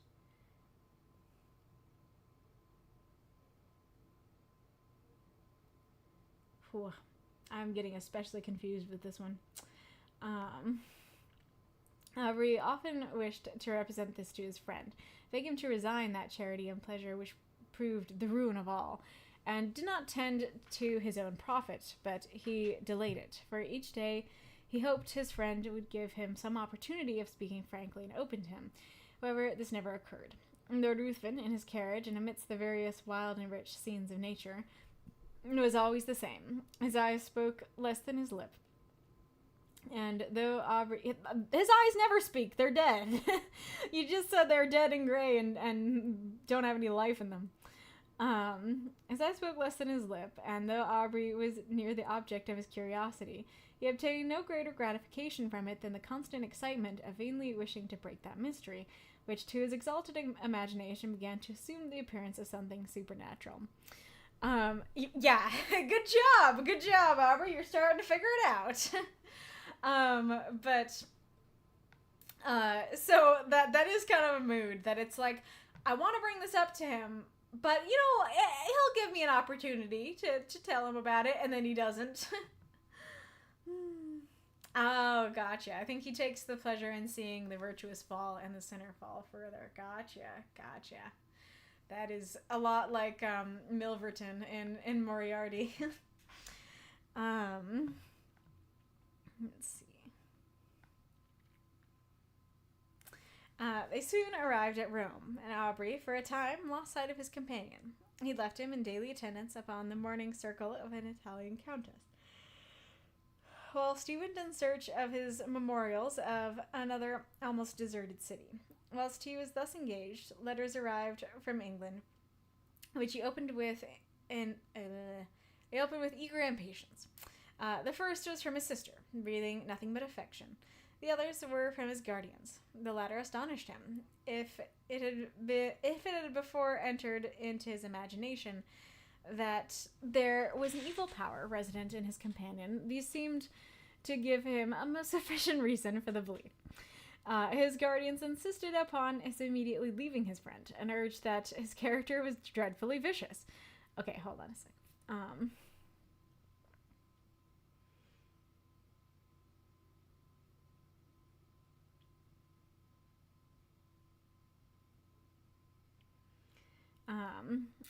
That his character was dreadfully vicious, and that the possession of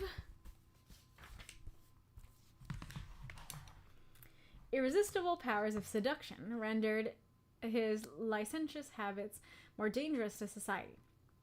It had been discovered that his contempt for the adulteress had not originated in hatred of her character, but that he had required, to enhance his gratification, that his victim, the partner of his guilt, should be hurled from the pinnacle of unsullied virtue. Okay, so this is what you were talking about. Down to the lowest abyss of infamy and degradation. In fine, that all those females whom he had sought, apparently on account of their virtue, had since his departure thrown even the mask aside, and had not scrupled to expose the whole deformity of their vices to the public gaze. I wonder if that's a curse or just a natural progression of hanging with Ruthven. But so that's interesting that he like you were saying, that he likes to sully people's virtue in a variety of different ways. So I guess like it's saying that adulteress became an adulteress because of him. Or for him, or something like that.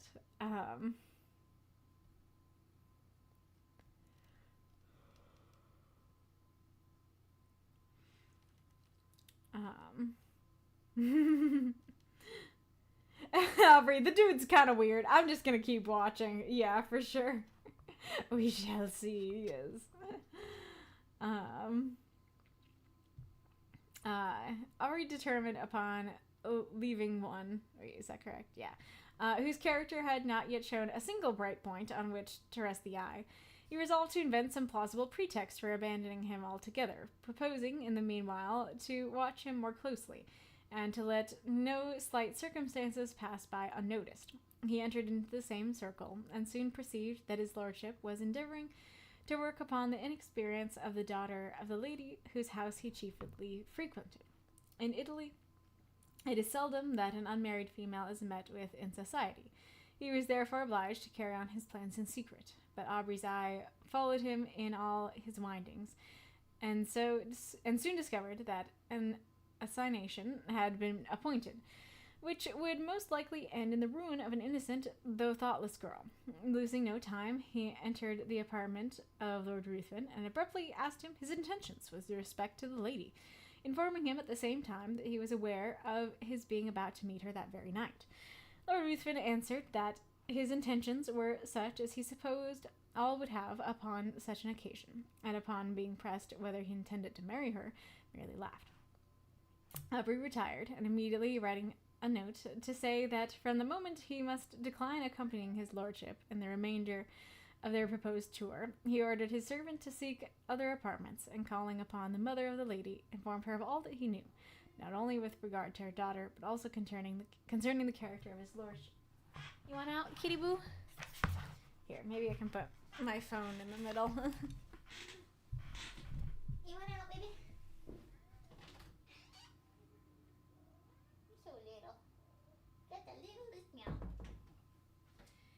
the littlest meow. Okay, what time is it? 5:12. Okay. Let's see. So,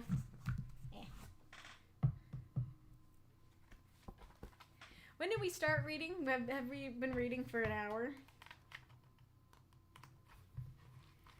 So, we got like we're at around 20 pages. So how many pages are in the book? 52. Okay, so maybe we'll still be able to do it. Let me see if I can ask my mom to. Nope, we didn't start an hour ago. At least 10 minutes more for an hour of reading the actual book. Oh, okay, so it's been like 45 minutes or so then. I still want to ask if my mom can delay dinner a little bit, because I think that, because we have like 30 pages left and we have like 45 minutes left. Okay, hold on a sec. Let me...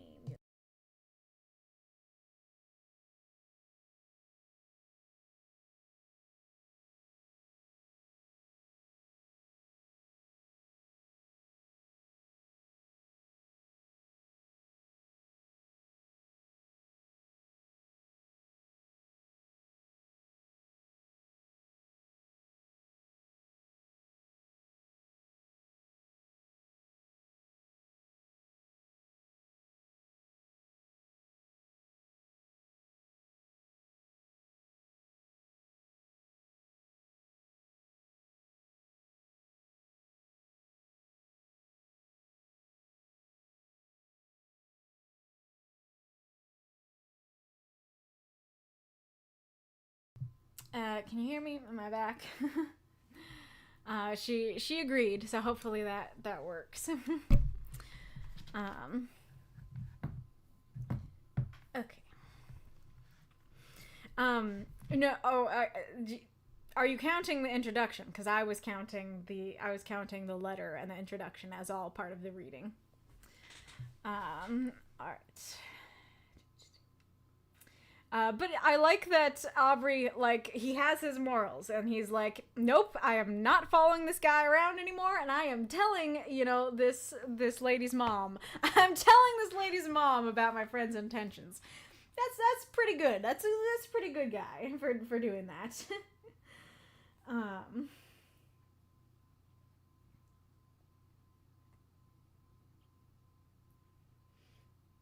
It is also kind of funny that it's like, what are your intentions with the lady? And then Ruthven is like, what intentions will a man probably have when he goes to see a lady at night? Those are the intentions I have.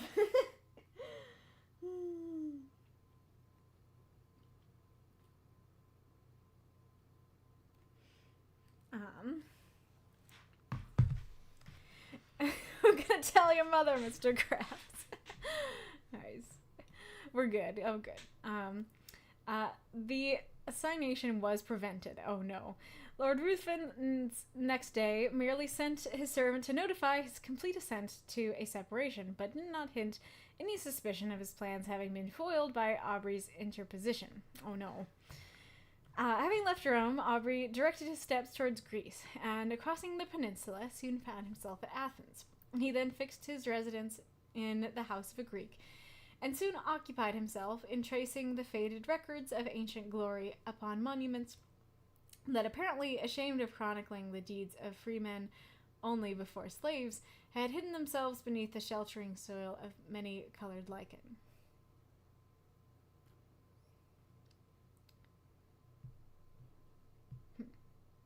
Okay.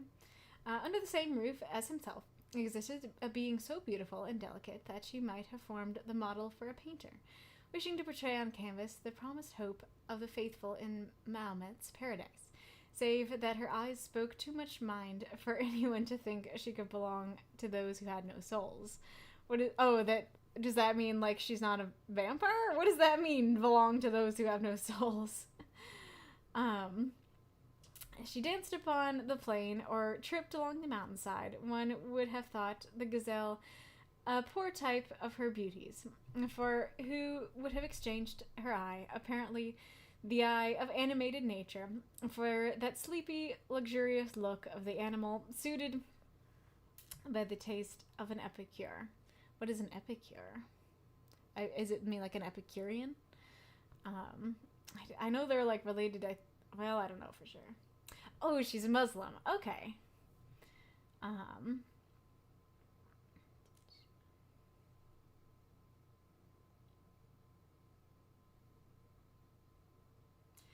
The light step of Ianthe, is that how you say her name? Often accompanied Aubrey in his search after antiquities, and often would the unconscious girl engaged in the pursuit of a cashmere butterfly show the whole beauty of her form, floating as it were upon the wind, to the eager gaze of him who forgot the letters he had just deciphered upon the almost effaced tablet in the contemplation of her sylph-like figure. I was about to ask, like, oh, we about to have some racism, and then I was like, well, like, he's been very nice about her so far, but then I realized, no, like, what you were responding to was the racism, wasn't it? Where did it go? Like, save that her eyes spoke too much mind for anyone to think she could belong to those who had no soul. So is that referring to, like, Muslims as people who have no souls? Is that the racism? E as in the, so Ianthe, like that, or Ianthe, is that what you mean, Ianthe, or just Ianthe, I don't know what you're saying yes to, and I hear it a meow.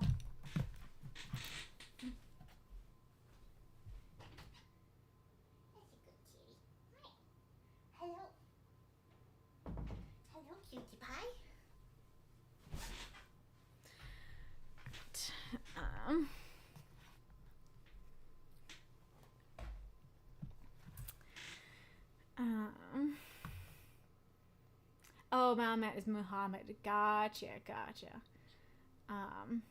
Hope of the faithful in Muhammad's paradise. Gotcha.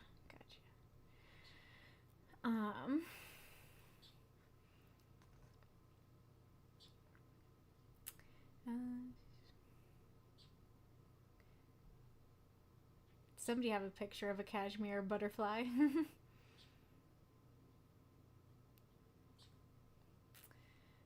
Often would her tresses falling as she flitted around exhibit in the sun's ray such delicately brilliant and swift fading hues as might well excuse the forgetfulness of the antiquary who let escape from his mind the very object he had before thought of vital importance to the proper interpretation of a passage in Pausanias. But why attempt to describe charms which all feel but none can appreciate? It was innocence, youth, and beauty unaffected by crowded drawing rooms and stifling balls. So that's interesting about her hair. Is that what he meant by the whole beauty of her form? Like she, pulled her hair out of the hijab?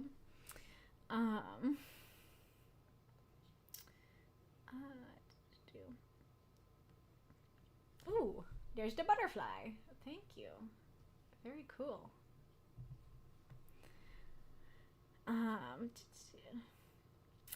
Whilst he drew those remains, epicure, a person who takes particular pleasure in fine food and drink. Okay. For a sleepy, luxurious look of an animal suited, but to the taste of someone who takes particular pleasure in food and drink. Ah, interesting. Okay. Whilst he drew those remains, of which he wished to preserve a memorial for his future hours, she would stand by and watch the magic effects of his pencil in tracing the scenes of her native place. She would then describe to him the circling dance upon the open plain, would paint to him in all the glowing colors of youthful memory the marriage pomp she remembered viewing in her infancy, and then turning to subjects that had evidently made a greater impression upon her mind, would tell him all the supernatural tales of her nurse. Her earnestness and apparent belief of what she narrated excited the interest even of Aubrey, and often, as she told him the tale of the living vampire who had passed years amidst his friends and dearest ties, forced every year by feeding upon the life of a lovely female to prolong his existence for the ensuing months. His blood would run cold, whilst he attempted to laugh her out of such idle and horrible fantasies. But Ianthe cited to him the names of old men, who had at last detected one living amongst themselves, after several of their near relatives and children had been found marked with the stamp of the fiend's appetite. I assume, like, the teeth mark.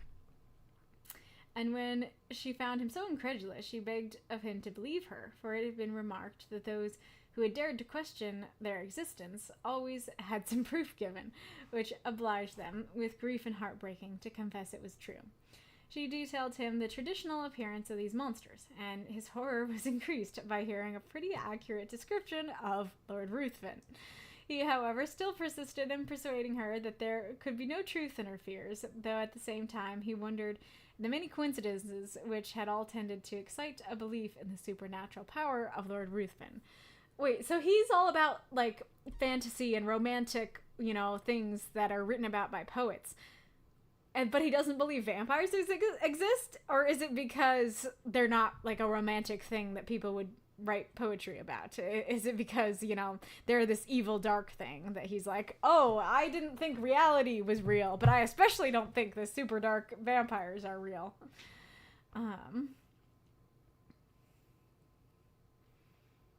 It's also kind of funny that he's like describing her as very like innocent and sweet and youthful, and then she's like, let me tell you about vampires. Let me tell you these horrible stories. That's great.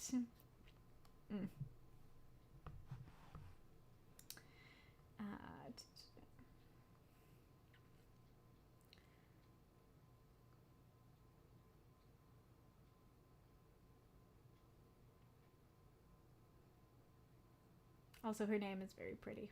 No matter how you pronounce it, it's pretty. I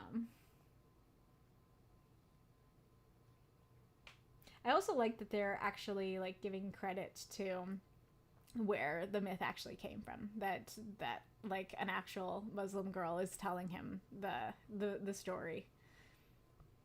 Romantics like the fantastical doesn't mean to believe them. Well, it said at the beginning of the story that he is like has read all these poems, and he thought that's what reality was. He thought that reality was as beautiful as poems, and then he had a stark awakening.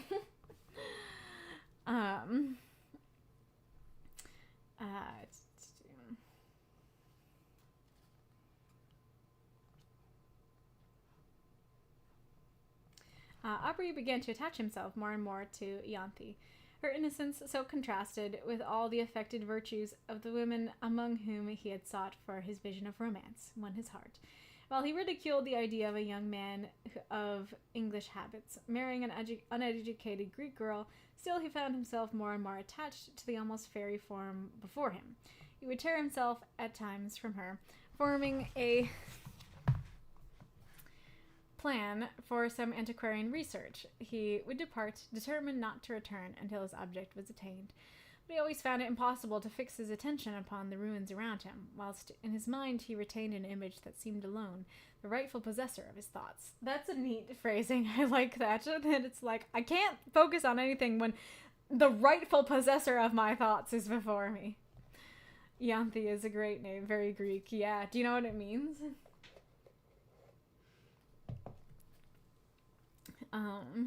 Ianthe was unconscious of his love and was ever the same frank and infantile being he had first known. Interesting, I assume that infantile is being used in a positive way. She's very innocent and youthful, and I've rarely seen that used in a positive way. She always seemed to part from him with reluctance, but it was because she had no longer anyone with whom she could visit her favorite haunts, whilst her guardian was occupied in sketching or uncovering some fragment which had yet escaped the destructive hand of time. She had appealed to her parents on the subject of vampires, and they both, with several present, affirmed their existence, pale with horror at the very name. Soon after, Aubrey determined to proceed upon one of his excursions, which was to detain him for a few hours. When they heard the name of the place, they all at once begged of him not to return at night, as he must necessarily pass through a wood, where no Greek would ever remain after the day had closed upon any consideration. They described it as the resort of the vampires in their nocturnal orgies, and denounced the most heavy evils as impending upon him who dared to cross their path. Aubrey made light of their representations and tried to laugh them out of the idea. When he saw them shudder at his daring, thus to mock a superior infernal power, the very name of which apparently made their blood freeze, he was silent. I mean, come on, man. There are people who live here and know the place, and they're like, hey, maybe don't go over there, or at least don't go over there at night. It's dangerous. You don't want to run into a vampire orgy. And like, okay, I get to that he's like, I don't believe in vampire orgies. But still, like, you can still be like, okay, like, even if I don't believe in vampire orgies, I can understand these people know the area. Maybe there is a bandit in the woods. Maybe there is a killer in the woods or something like that. Ah, Yankee means violet flower. Gotcha. Anyways. Yes, gives Jonathan Harker vibes for sure. Next morning, Aubrey set off upon his excursion unattended. He was surprised to observe the melancholy face of his host, and was concerned to find that his words, mocking the belief of those horrible fiends, had inspired them with such terror. Yeah, very fair. When he was about to depart, Ianthe came to the side of his horse and earnestly begged him to return, ere night allowed the power of these beings to be put in action. He promised. He was, however, so occupied in his research that he did not perceive the daylight would soon end, and that in the horizon there was one of those specks which in the warmer climates so rapidly gather into a treacherous mass and pour all their rage upon the devoted country. What? I thought it was talking about a star. I don't know what that means. But anyways, yeah, this totally feels like Jonathan, like, all the local people are like, hey, don't go to Dracula's castle. He's a vampire. You're gonna get murdered or something. And he's like, oh, cute locals. They care about they care about me. And the same thing here where he's like, cute family. They care, but I don't believe in vampires. Yeah, exactly. Don't believe in the vampire orgies, but believe in the danger. Anyway. Okay.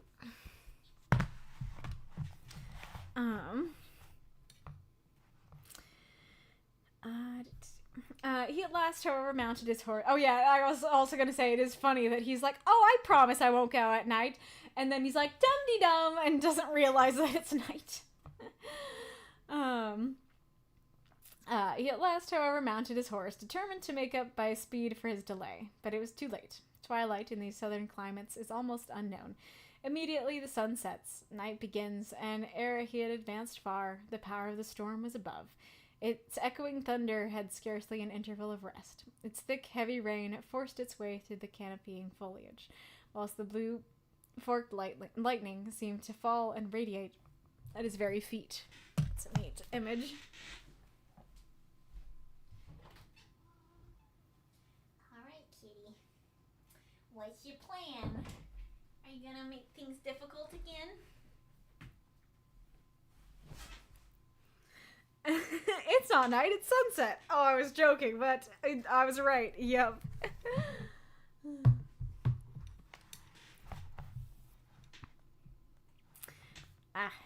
So, by the way, I'm not using this light because of that visual warble. I don't want to have that on my videos.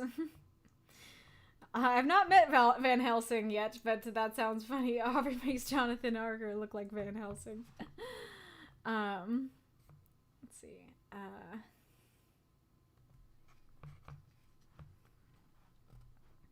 Stop it. Suddenly his horse took fright, and he was carried with dreadful rapidity through the entangled forest. The animal at last, through fatigue, stopped, and he found, by the glare of lightning, that he was in the neighborhood of a hovel that hardly lifted itself up from the masses of dead leaves and brushwood which surrounded it. Dismounting, he approached, hoping to find someone to guide him in the town, or at least trusting to obtain shelter from the pelting of the storm. As he approached, the thunders, for a moment silent, allowed him to hear the dreadful shrieks of a woman mingling with the stifled, exultant mockery of a laugh, continued in one almost unbroken sound. He was startled, but roused by the thunder, which again rolled over his head. He, with a sudden effort, forced open the door of a hut. He found himself in utter darkness. The sound, however, guided him. It was apparently unperceived, for though he called... he was apparently unperceived. For though he called, still the sounds continued, and no notice was taken of him. He found himself in contact with someone whom he immediately seized. When a voice cried, "Again, baffled!" to which a loud laugh succeeded, and he felt himself grappled by one whose strength seemed superhuman. Determined to sell his life as dearly as he could, he struggled, but it was in vain. He was lifted from his feet and hurled with enormous force against the ground. His enemy threw himself upon him, and kneeling upon his breast, had placed his hands upon his throat, when the glare of many torches penetrating through the hole that gave light in the day disturbed him. He instantly rose, and leaving his prey, rushed through the door, and in a moment the crashing of the branches as he broke through the wood was no longer heard.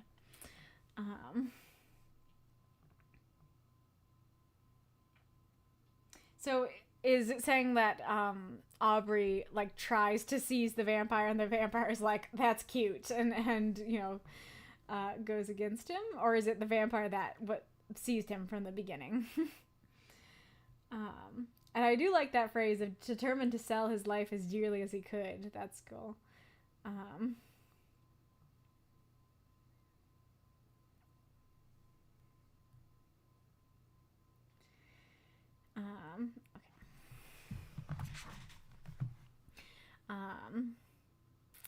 The storm was now still, and Aubrey, incapable of moving, was soon heard by those without. They entered. The light of their torches fell upon the mud walls, the thatch loaded one very individual straw with heavy flakes of soot. At the desire of Aubrey, they searched for her who had attracted him by her cries. Wait, so are these good guys or bad guys with the torches? He was again left in darkness, but what was his horror when the light of the torches once more burst upon him, to perceive the airy form of his fair conductress brought in a lifeless corpse. He shut his eyes, hoping that it was but a vision arising from his disturbed imagination, but he again saw the same form when he unclosed them, stretched by his side. Wait, so is that saying it's Yanthi? I was thinking it might be, but I wasn't sure. So she followed him then? But how did she get there before him?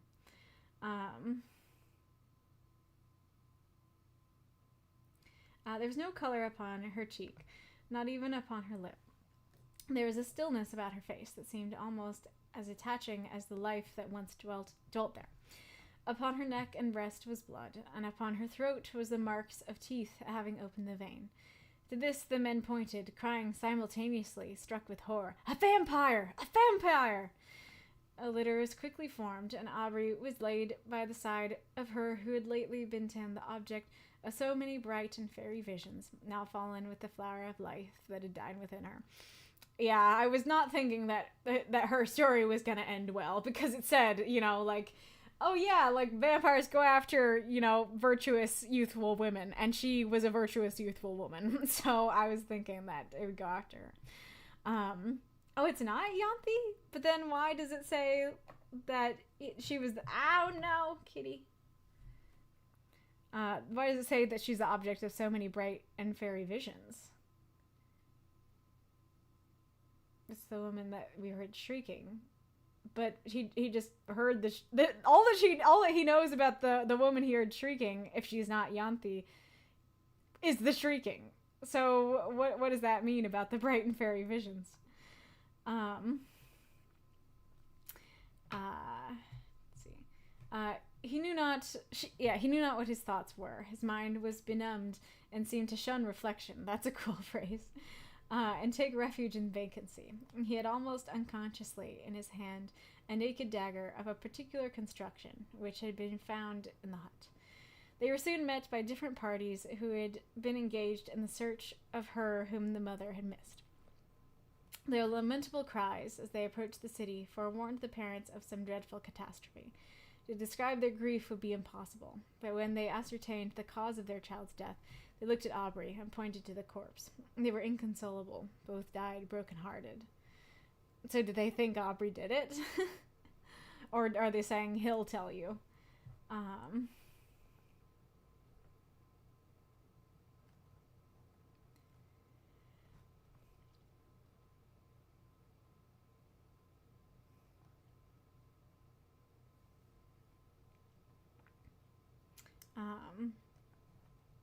Oh, did I read that last sentence? If I read it, I didn't compute it. But they were inconsolable. Both died broken-hearted, which sounds like they shortly died of broken hearts. Aubrey, being put to bed, was seized with a most violent fever and was often delirious. In these intervals, he would call upon Lord Ruthven and Ianthe by some uncountable combination.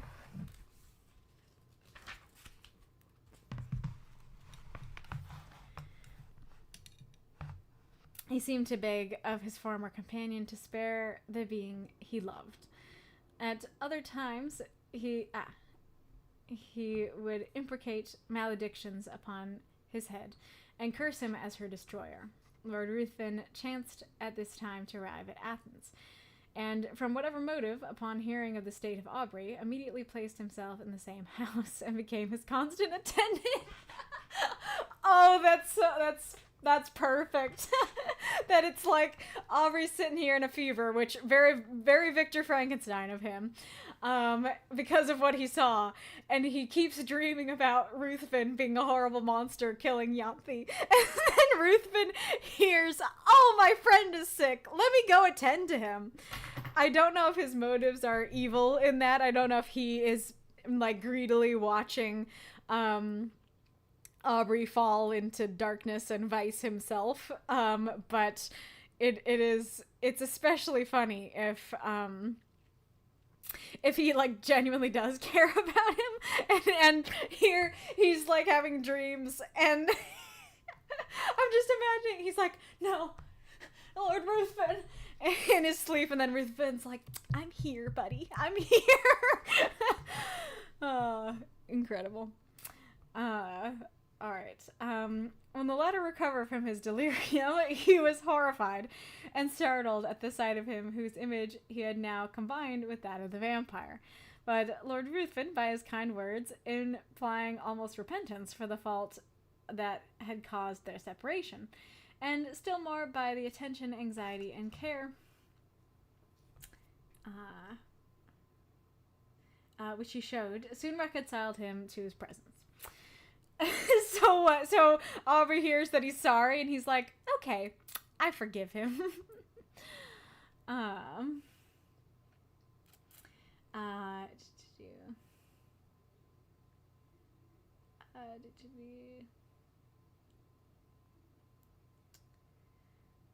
His lordship seemed quite changed. He no longer appeared that apathetic being who had... Yeah, okay, there you go. Who had so astonished Aubrey. But as soon as his convalescence... She's putting her... Baby. She's putting her paw on the book. Baby.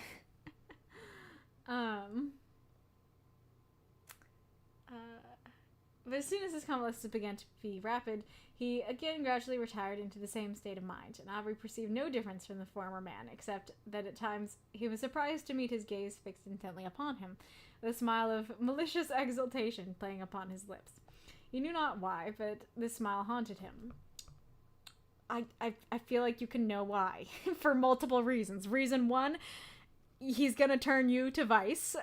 Reason 2, he is a vampire. Reason 3, it's just a creepy smile. But so it's basically saying he seemed quite changed, and then immediately he seemed unchanged.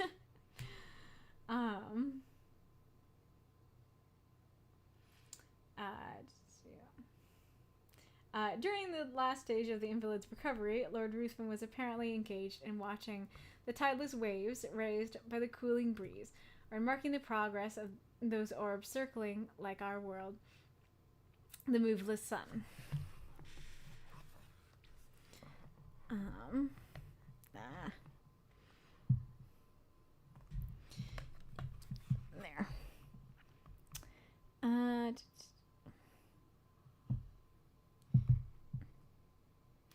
Where are we?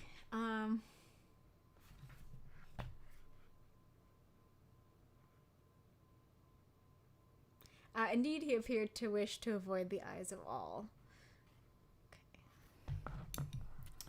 Aubrey's mind, by this shock, was much weakened, and that elasticity of spirit, which had once so distinguished him, now seemed to have fled forever. Here, let me try if I can just move this a little bit. Yeah, I think that's better. He was now much a lover of solitude, or as much a lover of solitude and silence as Lord Ruthven. But much as he wished for solitude, his mind could not find it in the neighborhood of Athens. If he sought it amidst the ruins he had formerly frequented, Ianthe's form stood by his side.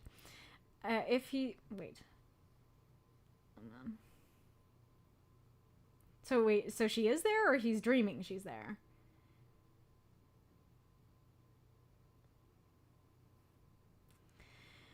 If he sought it in the woods, her light step would appear wandering amidst the underwood, in quest of the modest violet. Then suddenly turning around, would show to his wild imagination her pale face and wounded throat, with a meek smile upon her lips. Yeah, I'm extra confused. So she did die? She didn't. They were roommates? He determined to fly scenes, every feature of which created such bitter associations in his mind. He proposed to Lord Ruthven, to whom he held himself bound by the tender care he had taken of him during his illness, that they should visit those parts of Greece neither yet had seen. Oh, okay, so I guess it's saying he went to where Ruthven was, and he went through this creepy wood where he saw this woman die. And then they were hanging out for a while, and now he's like, I want to go back to Ianthe. Okay.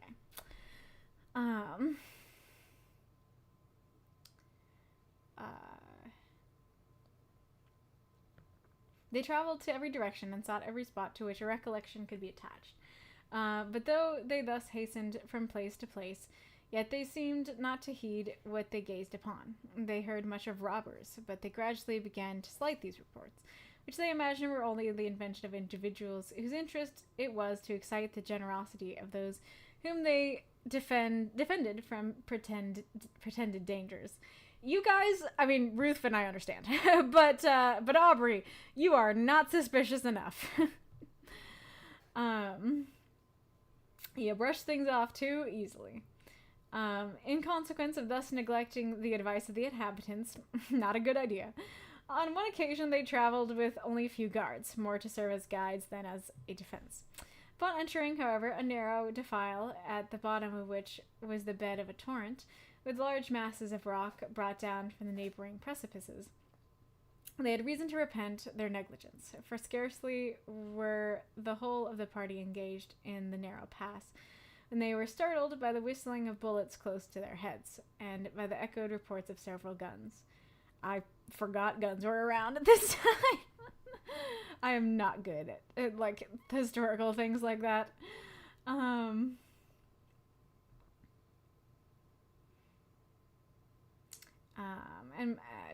In an instant, their guards had left them, and placing themselves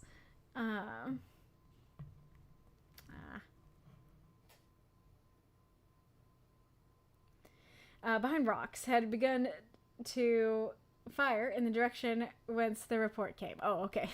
Lord Ruthven and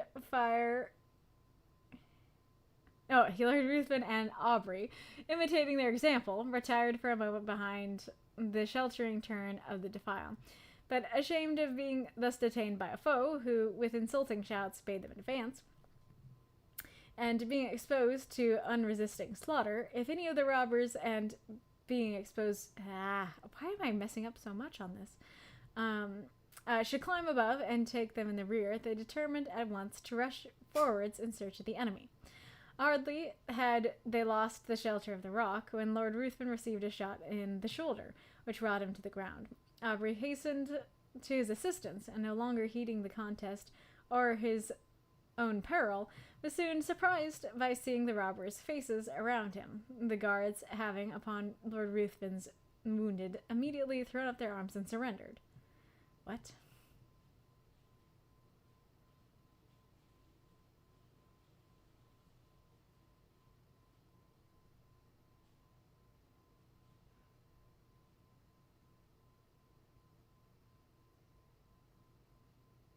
Oh, okay, so the guards surrendered, so the bandits surrounded them. By promise of a great reward, Aubrey soon induced them to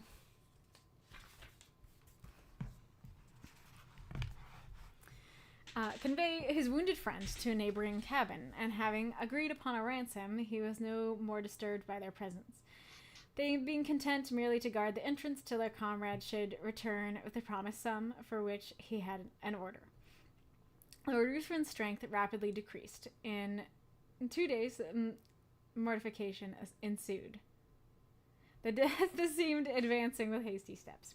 His conduct and appearance had not changed. He seemed as unconscious of pain as he had been of the objects about him.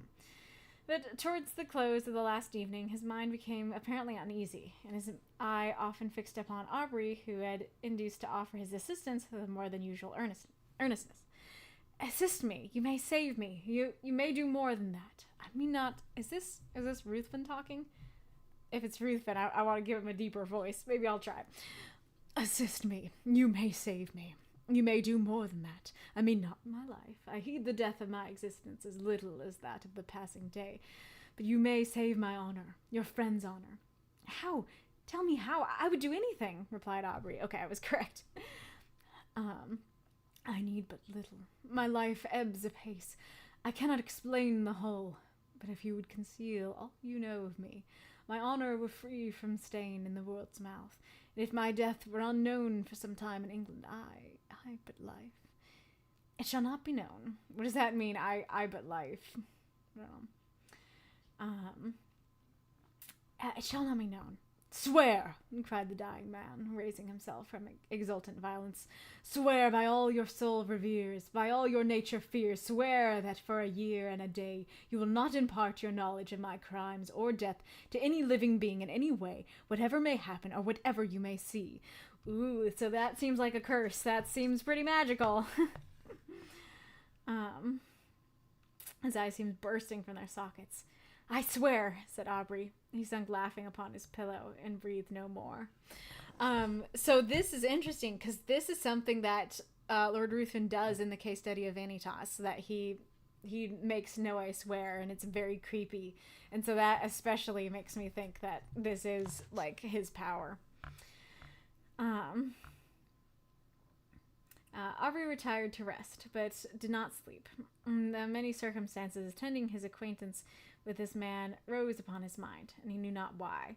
When he remembered his oath, a cold shivering came over him, as if from the presentiment of something horrible awaiting him. Rising early in the morning, he was about to enter the hovel in which he had left the corpse, when a robber met him, and informed him that it was no longer there, having been conveyed by himself and his comrades.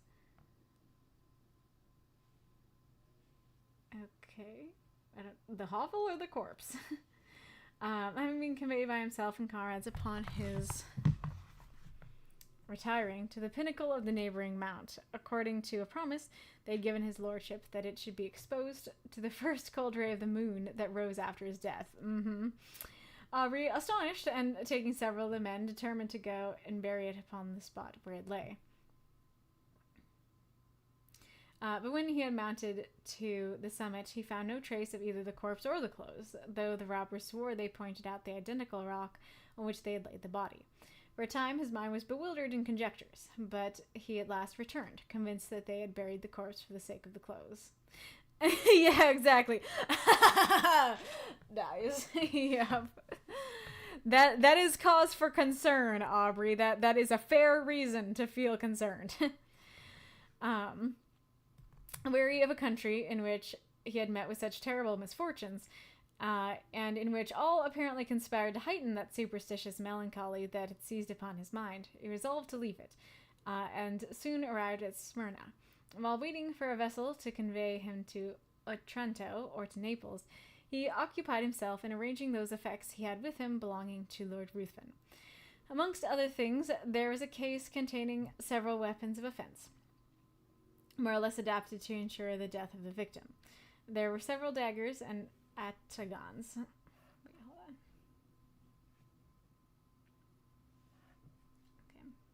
Okay. There's a bar.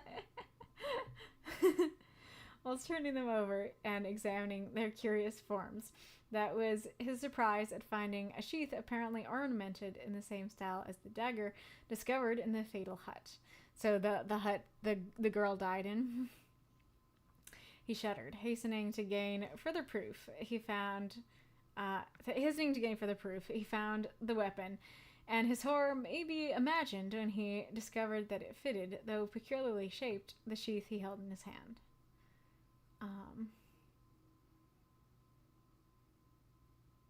Okay. His eyes seemed to need no further certainty. They seemed gazing to be bound at the dagger. Why all this seeming? Yet still he wished to disbelieve, but the particular form, the same varying tints upon the shaft and sheath, were alike in splendor on both, and left no room for doubt. There were also drops of blood on each. That's a pretty cool. I like that method of figuring it out. That's pretty dramatic. Be very cool to see in a visual medium, him just like silently sliding it in and it fits perfectly. Yes, paw. I had to remove the paw to move it up, though. He left Smyrna, and on his way home at Rome, his first inquiries were concerning the lady he had attempted to snatch from Lord Ruthven's seductive arts. Her parents were in distress, their fortune ruined, and she had not been heard of since the departure of his lordship. Aubrey's mind became almost broken.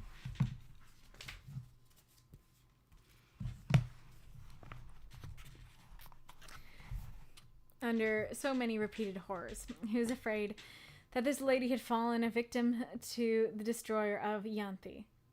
No, so it does seem like it is Ianthe who got killed. Why do they not say her name then?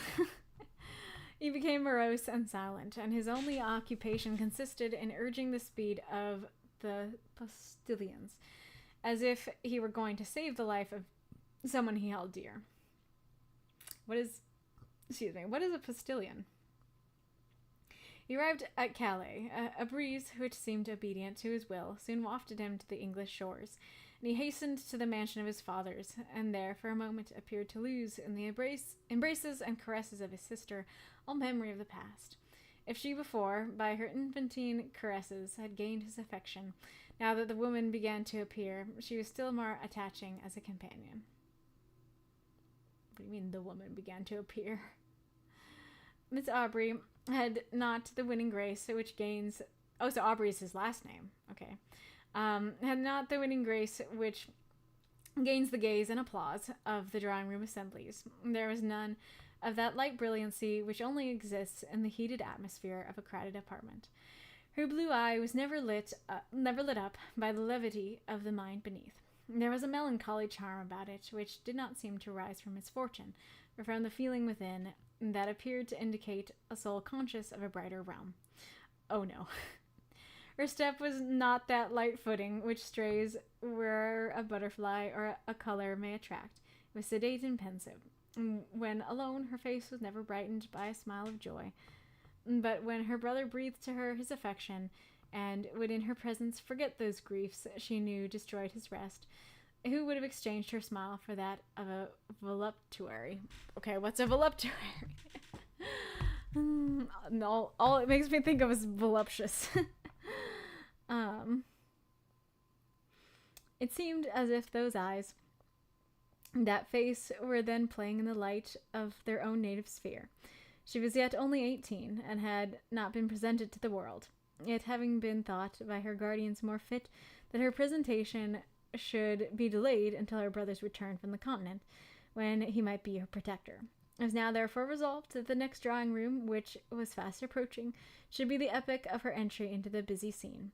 Aubrey would rather have remained in the mansion of his fathers and fed upon the melancholy which overpowered him. Like that image, fed upon melancholy. He could not feel interest about the frivolities of fashionable strangers, when his mind had been so torn by the events he had witnessed, but he determined to sacrifice his own comfort to the protection of his sister. They soon arrived in town and prepared for the next day, which had been announced as a drawing room. Yeah, I think his sister is either going to be corrupted or killed. Ruthven's going to have some influence with her. Voluptuary, a person devoted to luxury and sensual pleasure. Gotcha. The Victorian description of love for siblings reads weirdly. Postilion, a person who rides the leading left-hand horse of a team or pair drawing a coach or carriage, especially when there is no coachman. Okay.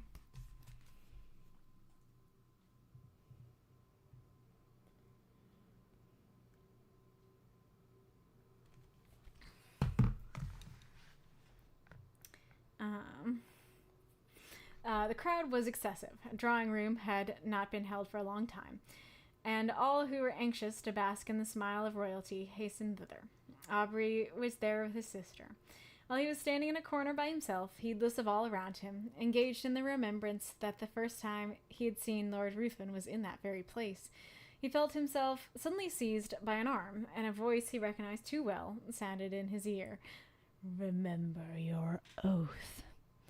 He had hardly courage to turn, fearful of seeing a spectre that would blast him, when he perceived at a little distance the same figure which had attracted his notice on this spot upon the first entry into society. He gazed till his limbs almost refusing to bear their weight. He was obliged to take the arm of a friend, and forcing a passage through the crowd, he threw himself into his carriage, and fixed his hands upon his head. I just saw, nope!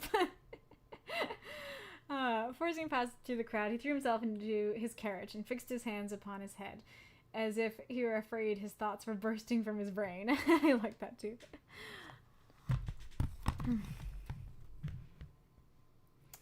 Let's see. Lord Ruthven again before him. Circumstances started up in a dreadful array. The dagger, his oath. He roused himself. He could not believe it possible. The dead rise again. He thought his imagination conjured up the image his mind was resting upon. It was impossible that it could be real. He determined, therefore, to go again into society. For though he attempted to ask concerning Lord Ruthven, the name hung upon his lips. He could not succeed in gaining information. Yeah, either there's a curse on you that makes it so you can't talk about him, or you shouldn't talk about him because of that oath. He went a few nights after with his sister to the assembly of a near relation. Leaving her under the protection of a matron, he retired into a recess, and there gave himself up to his own devouring thoughts. Cool image as well. Perceiving at last there were many leaving, he roused himself, and entering another room, found his sister surrounded by several, apparently in earnest conversation. He attempted to pass and get near her, when one, whom he requested to move, turned around, and revealed to him those features he most abhorred. He sprang forward, seized his sister's arm, and with hurried step forced her toward the street. At the door he found himself impeded by the crowd of servants who were awaiting for their lords, and while he was engaged in passing them, he again heard that voice whisper close to him, "Remember your oath." He did not dare to turn, but hurrying his sister soon reached home. That is nice and spooky. That image of like he's in there or he's not, super close to him, and suddenly you can hear his voice. Aubrey became almost distracted. Almost. If before his mind had been absorbed by one subject, how much more completely was it engrossed now that the certainty of the monsters living again pressed upon his thoughts. His sister's intentions were now unheeded, and it was in vain that she entreated him to explain to her what had caused his abrupt conduct. He only uttered a few words, and those terrified her. The more he thought, the more he was bewildered. His oath startled him. Was he then to allow this monster to roam, bearing ruin upon his breath, amidst all he held dear, and not avert its progress? His very sister might have been touched by him, but even if he were to break his oath and disclose his suspicions, who would believe him? He thought of employing his own hand to free the world from such a wretch, but death, he remembered, had been already mocked. For days he remained. That is a neat line. that would make a good prompt. Somebody write that down.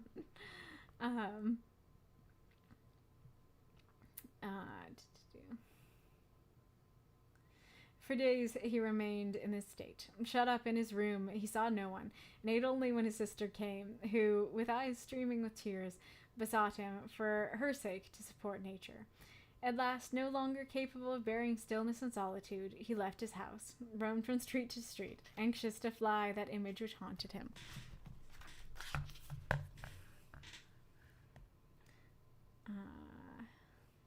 His dress became neglected, and he wandered as often exposed to the noonday sun as to the midnight damps. He was no longer to be recognized. At first he returned with the evening to the house, but at last he laid him down to rest wherever fatigue overtook him. His sister, anxious for his safety, employed people to follow him, but they were soon distanced by him, who fled from a pursuer swifter than they, from thought. Oh, that's neat. I like that image of thought as a pursuer that is faster than any person. His conduct, however, suddenly changed. Struck with the idea that he left by his absence the whole of his friends, with a fiend amongst them, of whose presence they were unconscious, he determined to enter again into society and watch him closely, anxious to forewarn, in spite of his oath, all whom Lord Ruthven approached with intimacy. When he entered into a room, his haggard and suspicious looks were so striking, his inward shuddering so visible, that his sister was at last obliged to beg him to abstain from seeking, for her sake, a society which affected him so strongly. I gotta warn these people! And then he goes in covered in mud and half naked and looking, with a crazed look in his eye, and his sister's like, maybe stay in your room. Another ad break. My thoughts be bursting from my brain. Uh-huh. Yep. Yes. Death was already mocked. You are so cute, Bella. You can see her paw on the side still. I kind of want to turn the camera to her, but also I'm afraid of getting it back properly. Oh, I guess I can't because it's not going to turn that way. It just turns side to side. That's a good place for you to be, Bella. I also want to pet her, but she's going to wake up if I do and cause more trouble because she's in a good place right now. Also, I'm very close to the mic, and I haven't thought to ask if I'm too close. Is it okay? All right, ad break ended.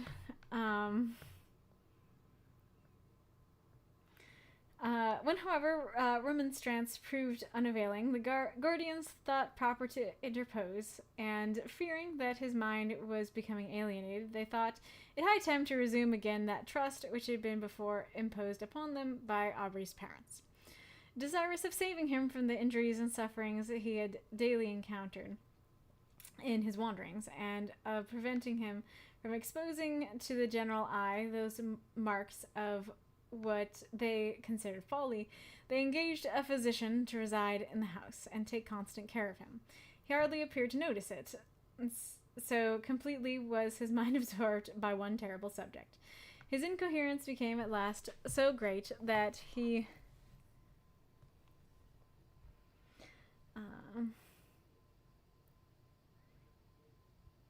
was confined to his chamber.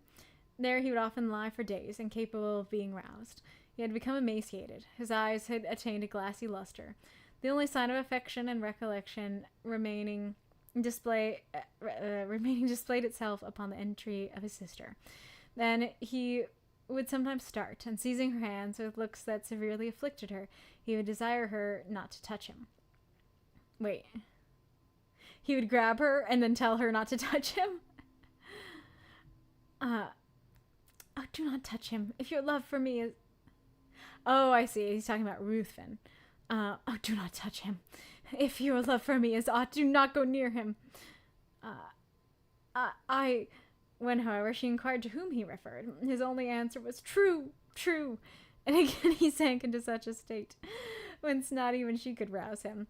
This lasted many months. Gradually, however, as the year was passing, his incoherences became less frequent, and his mind threw off a portion of its gloom, whilst his guardians observed that several times in the day he would count upon his fingers a definite number and then smile. Okay. The time had nearly elapsed when, upon the last day of the year, one of his guardians, entering his room, began to converse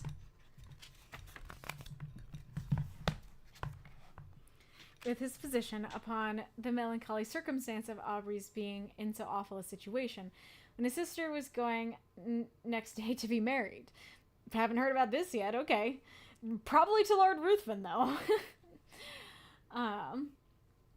A year and a day. Oh, yeah. Thank you for reminding me. Oh, that's nuts. Glad the mic's not too hot. Instantly, Aubrey's attention was attracted. He asked anxiously to whom. Why did his sister never talk to him about this? Glad of this mark of returning intellect, of which they feared he had been deprived, they mentioned the name of the Earl of Marsden. Oh, okay. Thinking this was a young earl whom he had met with in society, Aubrey seemed pleased and astonished them still by his expressing his intention to be present at the nuptials and desiring to see his sister. I feel like the thinking it was makes me think it isn't. So I'm still on the track that it is Ruthven. They answered not, but in a few minutes his sister was with him. He was apparently again capable of being affected by the influence of her lovely smile, for he pressed her to his breast and kissed her cheek, wet with tears, flowing at the thought of her brother's being once more alive to the feelings of affection. He began to speak with all the wonted warmth, and to congratulate her upon her marriage with a person so distinguished for rank and every accomplishment, when he suddenly perceived a locket upon her breast. Opening it, what was his surprise at beholding the features of the monster whom had so long influenced his life. He seized the portrait in a paroxysm of rage, and trampled it under his foot. Upon her asking him why he thus destroyed the resemblance of her future husband, he looked as if he did not understand her, and seizing her hand and gazing on her with a frantic expression of countenance, he bade her swear that she would never wed this monster, for that he could not advance. It seemed as if that voice again bade him remember his oath. He turned suddenly round, thinking Lord Ruthven was near him, but saw no one. In the meantime, the guardians and physician, who had heard the whole,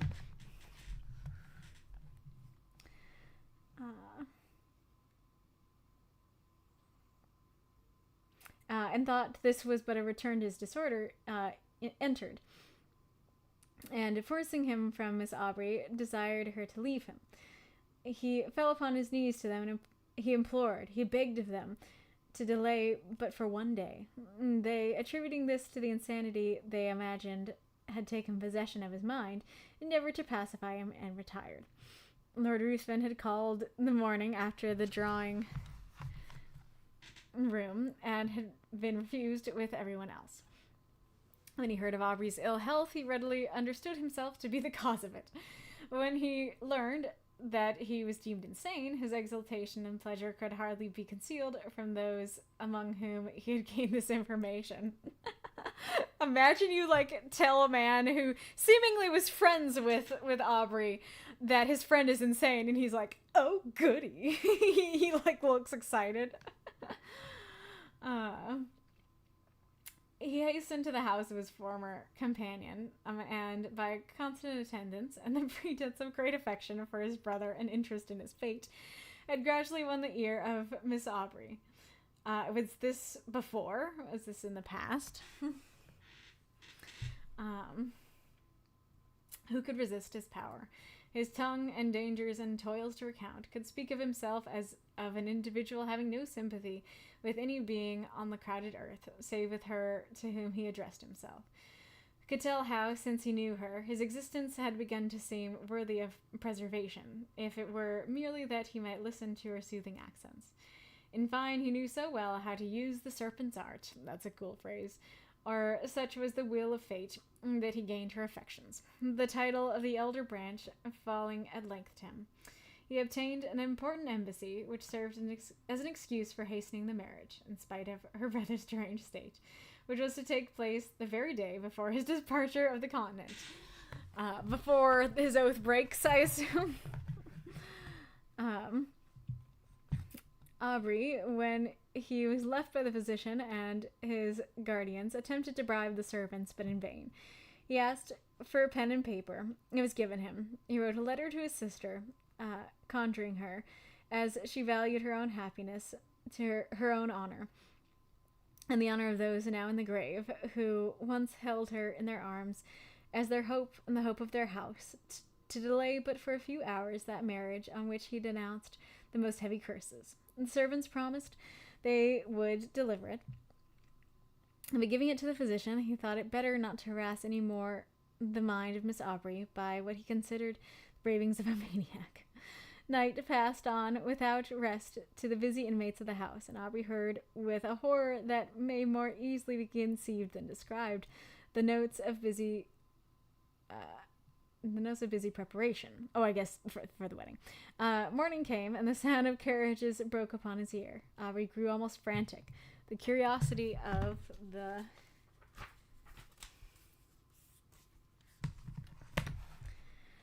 servants at last overcame their vigilance. They gradually stole away, leaving him in the custody of a helpless old woman.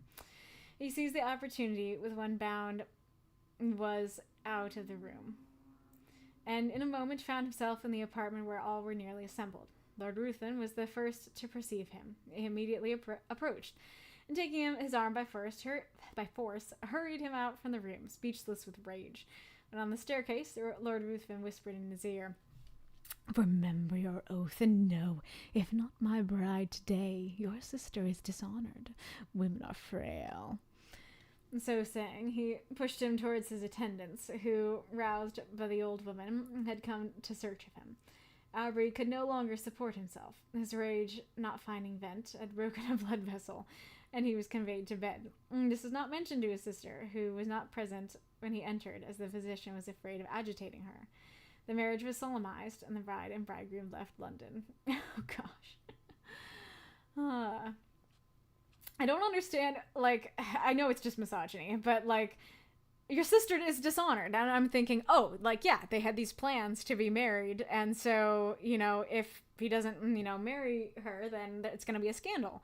And then he's like, you know, women are frail. It's like, what does that have to do with dishonor or, like, it being a scandal? I guess he's saying, oh, women are frail. Like, she's so excited to marry me. And if you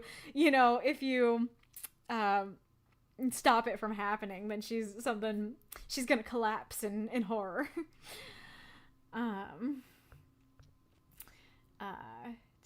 Aubrey's weakness increased. The effusion of blood produced symptoms of the near approach of death. Kitty.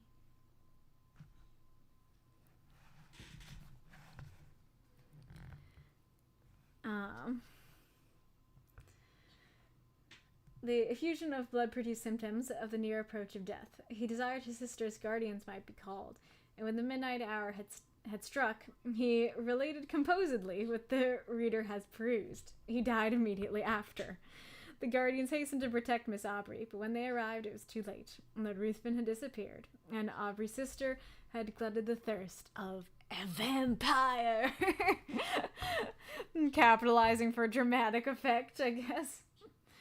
Took it as a threat of bodily harm. Oh, I see. So he's gonna hurt her. He's gonna hurt her regardless. Wait. So is that it? What are the rest of the pages then? Oh, okay. So there is more, but it's not the book. So we did finish the story. Why has my camera decided it can't be stable anymore? Oh, this is bad.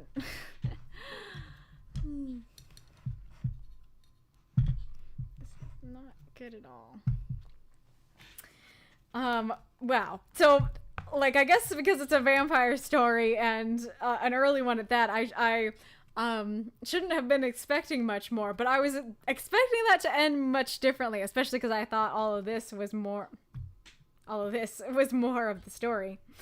So I was totally thinking that, like, he would finally get to say the truth and either he would save her or it would, it would be too late, but not in the sense of, like, but, like, more in the sense of they're already married, like, oh no, like, we gotta go fast to save her or something like that. But it's just like, no, like, he said it and then he died and his sister died, and it's like, that's almost anticlimactic at this point, like, sad and stuff, but, like, not as interesting. So now I'm wondering, now that I've read to the end, why did he keep his oath? Because, like, it's not clear for sure that, like, it was a spell of some sort upon him. And so it was just him saying, remember your oath. And, like, if it is just him saying, remember your oath, like, that would be, like, a threat of bodily harm, like you were saying. But, like, surely, like, he's not okay. Like, homeboy is stuck in bed all the time. He's not living. And he cares deeply for his sister, seemingly. So I feel like if there's no spell on him, he should and would have said it anyways. And face the consequences. Especially because he died immediately afterwards. So yeah, I'm a little confused why he actually kept the oath. Okay, I think I'm just gonna switch the scenes so I can stop having to hold it. So I do want to, let me look at this. I am interested in reading this, but I don't know if I have time or not. Let me see if my mom has texted me. Okay, she hasn't. So I guess I can try. Miko says, I think it was magic. It felt like magic for him to have such vivid hallucinations. Oh, I thought he actually did, like, teleport behind him and then went back to where he was. Or he went in, like, mist form and came up behind him. You think Aubrey had to, so you're thinking it's something magical too. I think, especially because part of this is a poem, I think I can read this and hopefully it'll work out. But I kind of have to go fast. So let's do this. Extract of a letter containing an account of Lord Byron's residence in the island of Mytilene. The world was all before him, where to choose his place of rest, and Providence his guide. In sailing through the Grecian archipelago, on board of one of His Majesty's vessels, in the year of 1812, we put into the harbor of Mytilene, and in the island of that name. The beauty of this place, and the certain supply of cattle and vegetables always to be had there, induced many British vessels to visit it, both men of war and merchantmen. And though it lies rather out of the track for ships bound to Smyrna, its bounties amply repay for the deviation of a voyage. We landed as usual at the bottom of the bay, and whilst the men were employed in watering, and the pursuer bargaining for cattle with the natives, the clergyman and myself took a ramble to the cave called Homer's School, and other places where we had been before. On the brow of Mount Ida, a small monticule so named, we met with and engaged a young Greek as our guide, who told us he had come from Scio with an English lord who left the island 4 days previous to our arrival in his felucca. He engaged me as a pilot, said the Greek, and would have taken me with him. But I did not choose to quit Mytilene, where I am likely to get married. He was an odd but a very good man. The cottage over the hill, facing the river, belongs to him, and he's left an old man in charge of it. He gave Dominic, the wine trader, 600 zecchines for it, about 1,250 English currency, right? and has resided there, or is it just L? L 250 English currency. And has resided there about 14 months, though not constantly, for he sails in his felucca very often to the different islands. This account excited our curiosity very much. We lost no time in hastening to the house where our countryman had resided. We were kindly received by an old man who conducted us over the mansion. It consisted of 4 apartments on the ground floor, an entrance hall, a drawing room, a sitting parlor, and a bedroom, with a spacious closet annexed. They were all simply decorated. Plain green-stained walls, marble tiles on either side, a large myrtle in the center, and a small fountain beneath, which could be made to play through the branches by moving a spring fixed in the side of a small bronze Venus in the leaning posture. A large couch or sofa completed the furniture. In the hall stood half a dozen English cane chairs and an empty bookcase. There were no mirrors, nor a single painting. The bedchamber had merely a large mattress spread on the floor with 2 stuffed cotton quilts and a pillow. The common bed throughout Greece.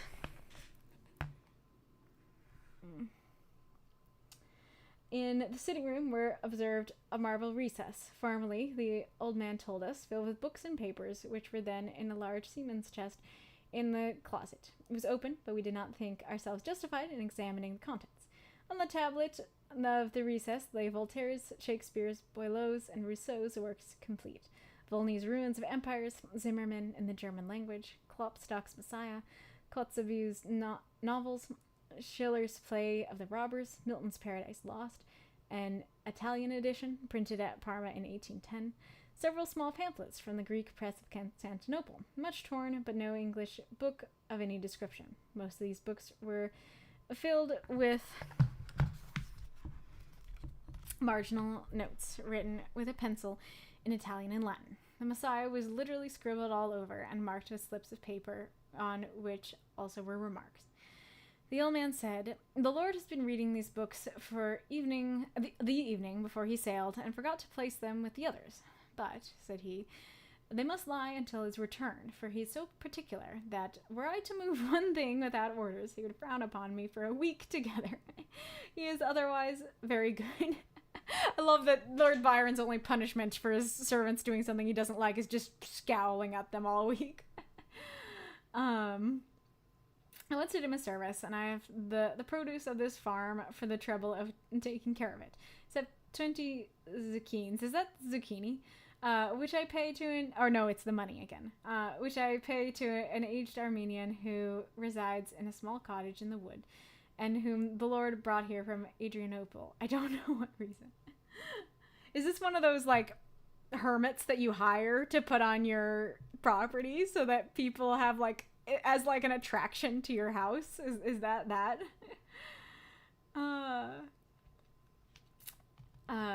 look at me. The appearance of the house externally was pleasing. The portico in front was 50 paces long and 14 broad, and the fluted marble pillars with black plinths and fretwork cornices, and it is now customary in Grecian architecture, considerably higher than the roof. The roof, surrounded by a light stone balustrade, was covered by a fine Turkey carpet. Beneath an awning of strong, coarse linen. Most of the housetops are thus furnished, and upon them the Greeks pass their evenings in drinking light wines, such as Lacrima Christi, eating fruit and enjoying the evening breeze.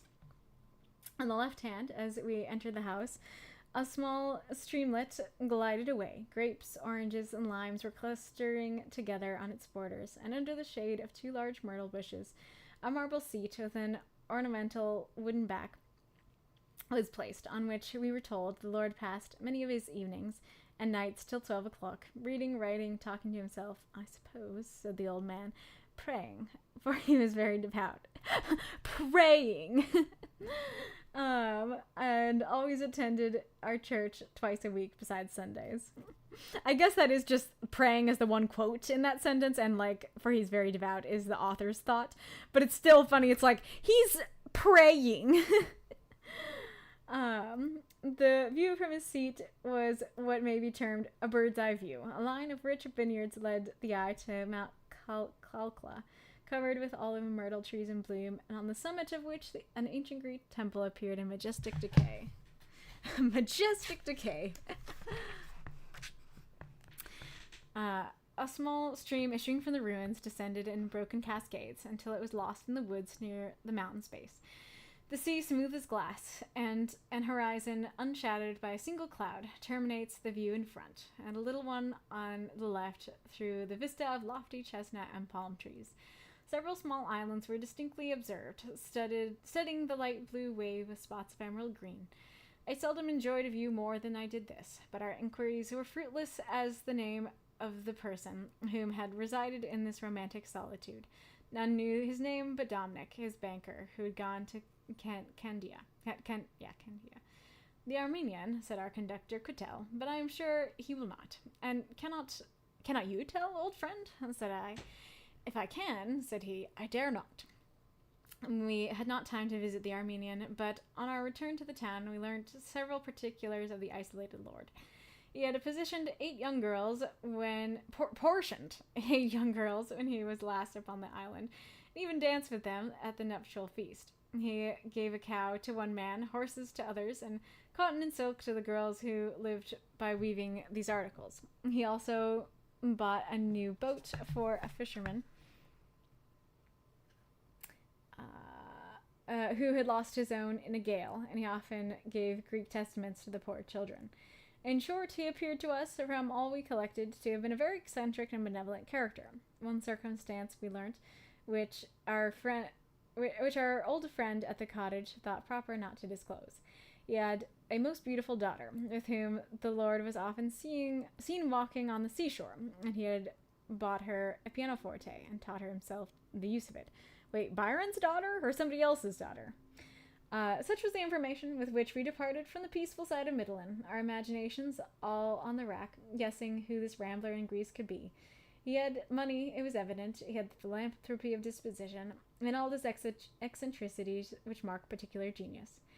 Arrived at Palermo, all our doubts were dispelled. Falling in company with Mr. Foster, the architect, a pupil of Wyatt's, who had been traveling in Egypt and Greece. The individual, he said, said he, about whom you are so anxious, is Lord Byron. I met him in my travels on the island of Tenedos, and I also visited him at Midland. We had never then heard of his lordship's fame, as we had been some years from home. But Childe Harold being put into our hands, we recognized the recluse of Calcula in every page. Deeply did we regret not having been more curious in our researches at the cottage, but we consoled ourselves with the idea of returning to Midland some future day. But to me, the day will never return. I make this statement believing it not quite uninteresting, and injustice to his lordship's good name, which has been grossly slandered.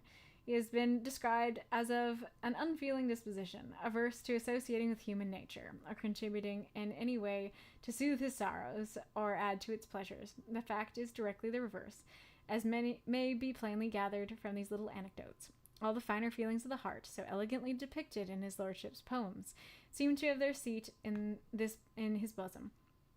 Tenderness, sympathy, and charity appear to guide all his actions, and his courting the repose of solitude is an additional reason for marking him as a being on whose heart religion hath set her seal, and over whose head benevolence hath thrown her mantle. No man can read the preceding pleasing traits without feeling proud of him as a countryman. With respect to his loves or pleasures, I do not assume a right to give an opinion. Reports are ever to be received with caution, particularly when directed against man's moral integrity, and he who dares justify himself before that awful tribunal, where all must appear, alone, may censure the errors of a fellow mortal. Lord Byron's character is worthy of his genius. To do good in secret and shun the world's applause is the surest testimony of a virtuous heart and self-approving conscience. The end. So, am I right in thinking he had like 8 girls over, and it ends with saying that he's virtuous? I don't remember what that was. Candia, Crete as a colony in the Republic of Venice. Gotcha. Okay, I need to text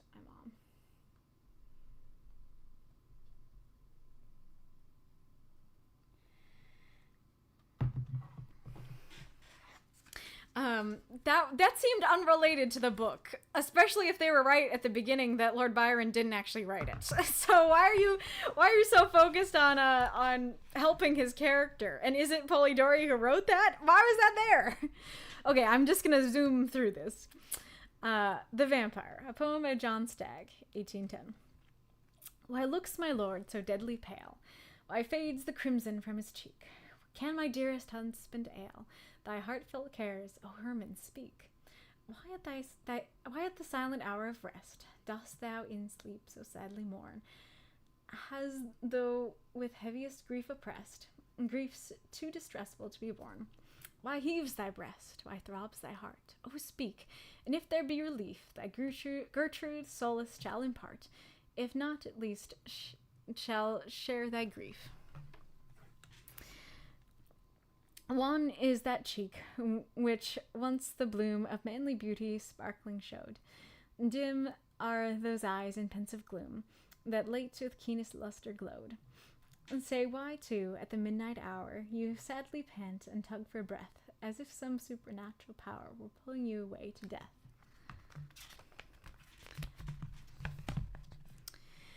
Restless though, sleeping still you groan, and with convulsive horror start. O Herman, to thy wife make known that grief which preys upon thy heart. O Gertrude, how shall I relate the uncommon anguish that I feel? Strange and severe is this my fate, a fate I cannot long conceal. In spite of all my wonted strength, a stern destiny has sealed my doom. The dreadful malady at length will drag me to the silent tomb.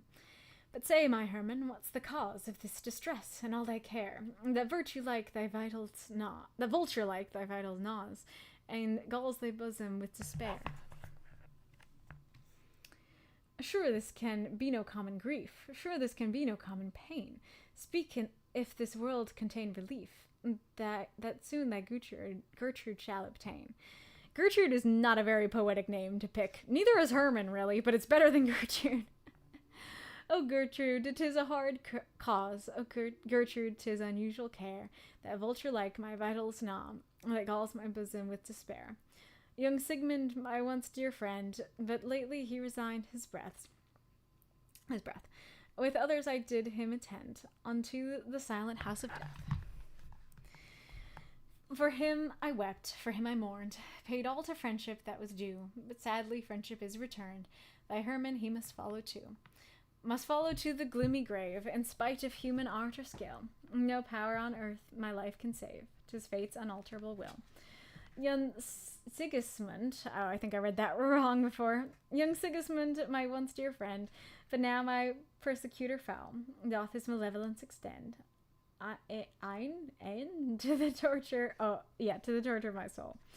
By night, when wrapped in soundest sleep, all mortals share a soft repose. My soul doth dreadful vigils keep, more keen than which hell scarcely knows. From the drear mansion of the tomb, from the low regions of the dead, the ghost of Sigismund doth roam, the dreadful dreadful haunts me in my bed. They're vested in infernal guise, by means to me not understood. Close to my side the goblin lies, and drinks away my vital blood. Sucks from my veins the streaming life, and drains the fountain of my heart. O Gertrude, Gertrude, dearest wife, unutterable is my smart. When surfeited the goblin dire, with banqueting vice-suckled gore, will to his sepulchre retire, till night invites him forth once more. Then will he dreadfully return, and from my veins life's juices drain, while slumbering with anguish mourn, and toss with agonizing pain. Oh no. Already I'm exhausted, spent. His carnival is nearly o'er. My soul with agony is rent. Tomorrow I shall be no more. But oh, my Gertrude, dearest wife, the keenest pangs hath last remained. When dead, I too shall seek thy life. Thy blood by Herman shall be drained. That would be scary to hear. To avoid this horrid fate, okay, soon as I'm dead and laid in earth, drive through my corpse a javelin straight. This shall prevent my coming forth. Oh, watch with me this last sad night. Watch in your chamber here alone, but carefully conceal the light until you hear my parting groan. Then at what time the vesper bell of yonder convent shall be tolled, that peal shall ring my passing knell, and Herman's body shall be cold. And then, and just then, thy lamp make bare the starting ray, the bursting light, shall from my side the goblin scare, and show him visible to sight. The livelong night poor Gertrude sate, watched by her sleeping, dying lord. The livelong night she mourned his fate, the object whom her soul adored. Then at what time the vesper bell of yonder convent sadly tolled, the then was pealed his passing knell, the hapless Herman, he was cold. Just at that moment Gertrude drew from neath her cloak the hidden light, when dreadful she beheld in view the shade of Sigismund, sad sight. Indignant rolled his ireful eyes, that gleamed with wild horrific stare, and fixed a moment was surprised, beheld aghast the enlightening glare. His claws cadaverous were besmeared with clotted carnage o'er and o'er, and all his horrid whole appeared, distent and filled with human gore. With hideous scowl the spectre fled. She shrieked aloud, then swooned away. The hapless Herman in his bed, all pale, a lifeless body lay. Next day in council 'twas decree, urged at the instance of the state, the shuddering nature should be freed from pests like these ere 'twas too late. The choir then burst the funeral dome where Sigismund was lately laid, and found him though within the tomb, still warm as life and undecayed. With blood his visage was distained, and sanguined were his frightful eyes. Each sign of former life remained, save that all motionless he lies. The corpse of Herman they contrive to the same sepulchre to take, and through both carcasses they drive, deep in the earth, a sharpened stake. By this was finished their career. Through this no longer can they can roam. From them their friends have not to fear. Both quiet keep the slumbering tomb. All right, I want to talk about this, and the poem and stuff, but I do really got to go to dinner, so maybe I will either record my reactions, or at the beginning of Carmilla I'll talk about it. But thank you so much for listening. Thank you so much for being here on the stream with me, even though it was an unorthodox stream, and thank you for your cheers. So yes, I will. And hopefully I will remember to grab your comments as well, because you've got some great comments here. I honestly don't have time to do a raid, so I'm just going to get going. But thank you guys so much for joining me. Aw, Guler says I enjoyed it. That's wonderful to hear, and I love the hype turtles and moths. Later, Death's Head. So yes, I will see you guys next time. Bye.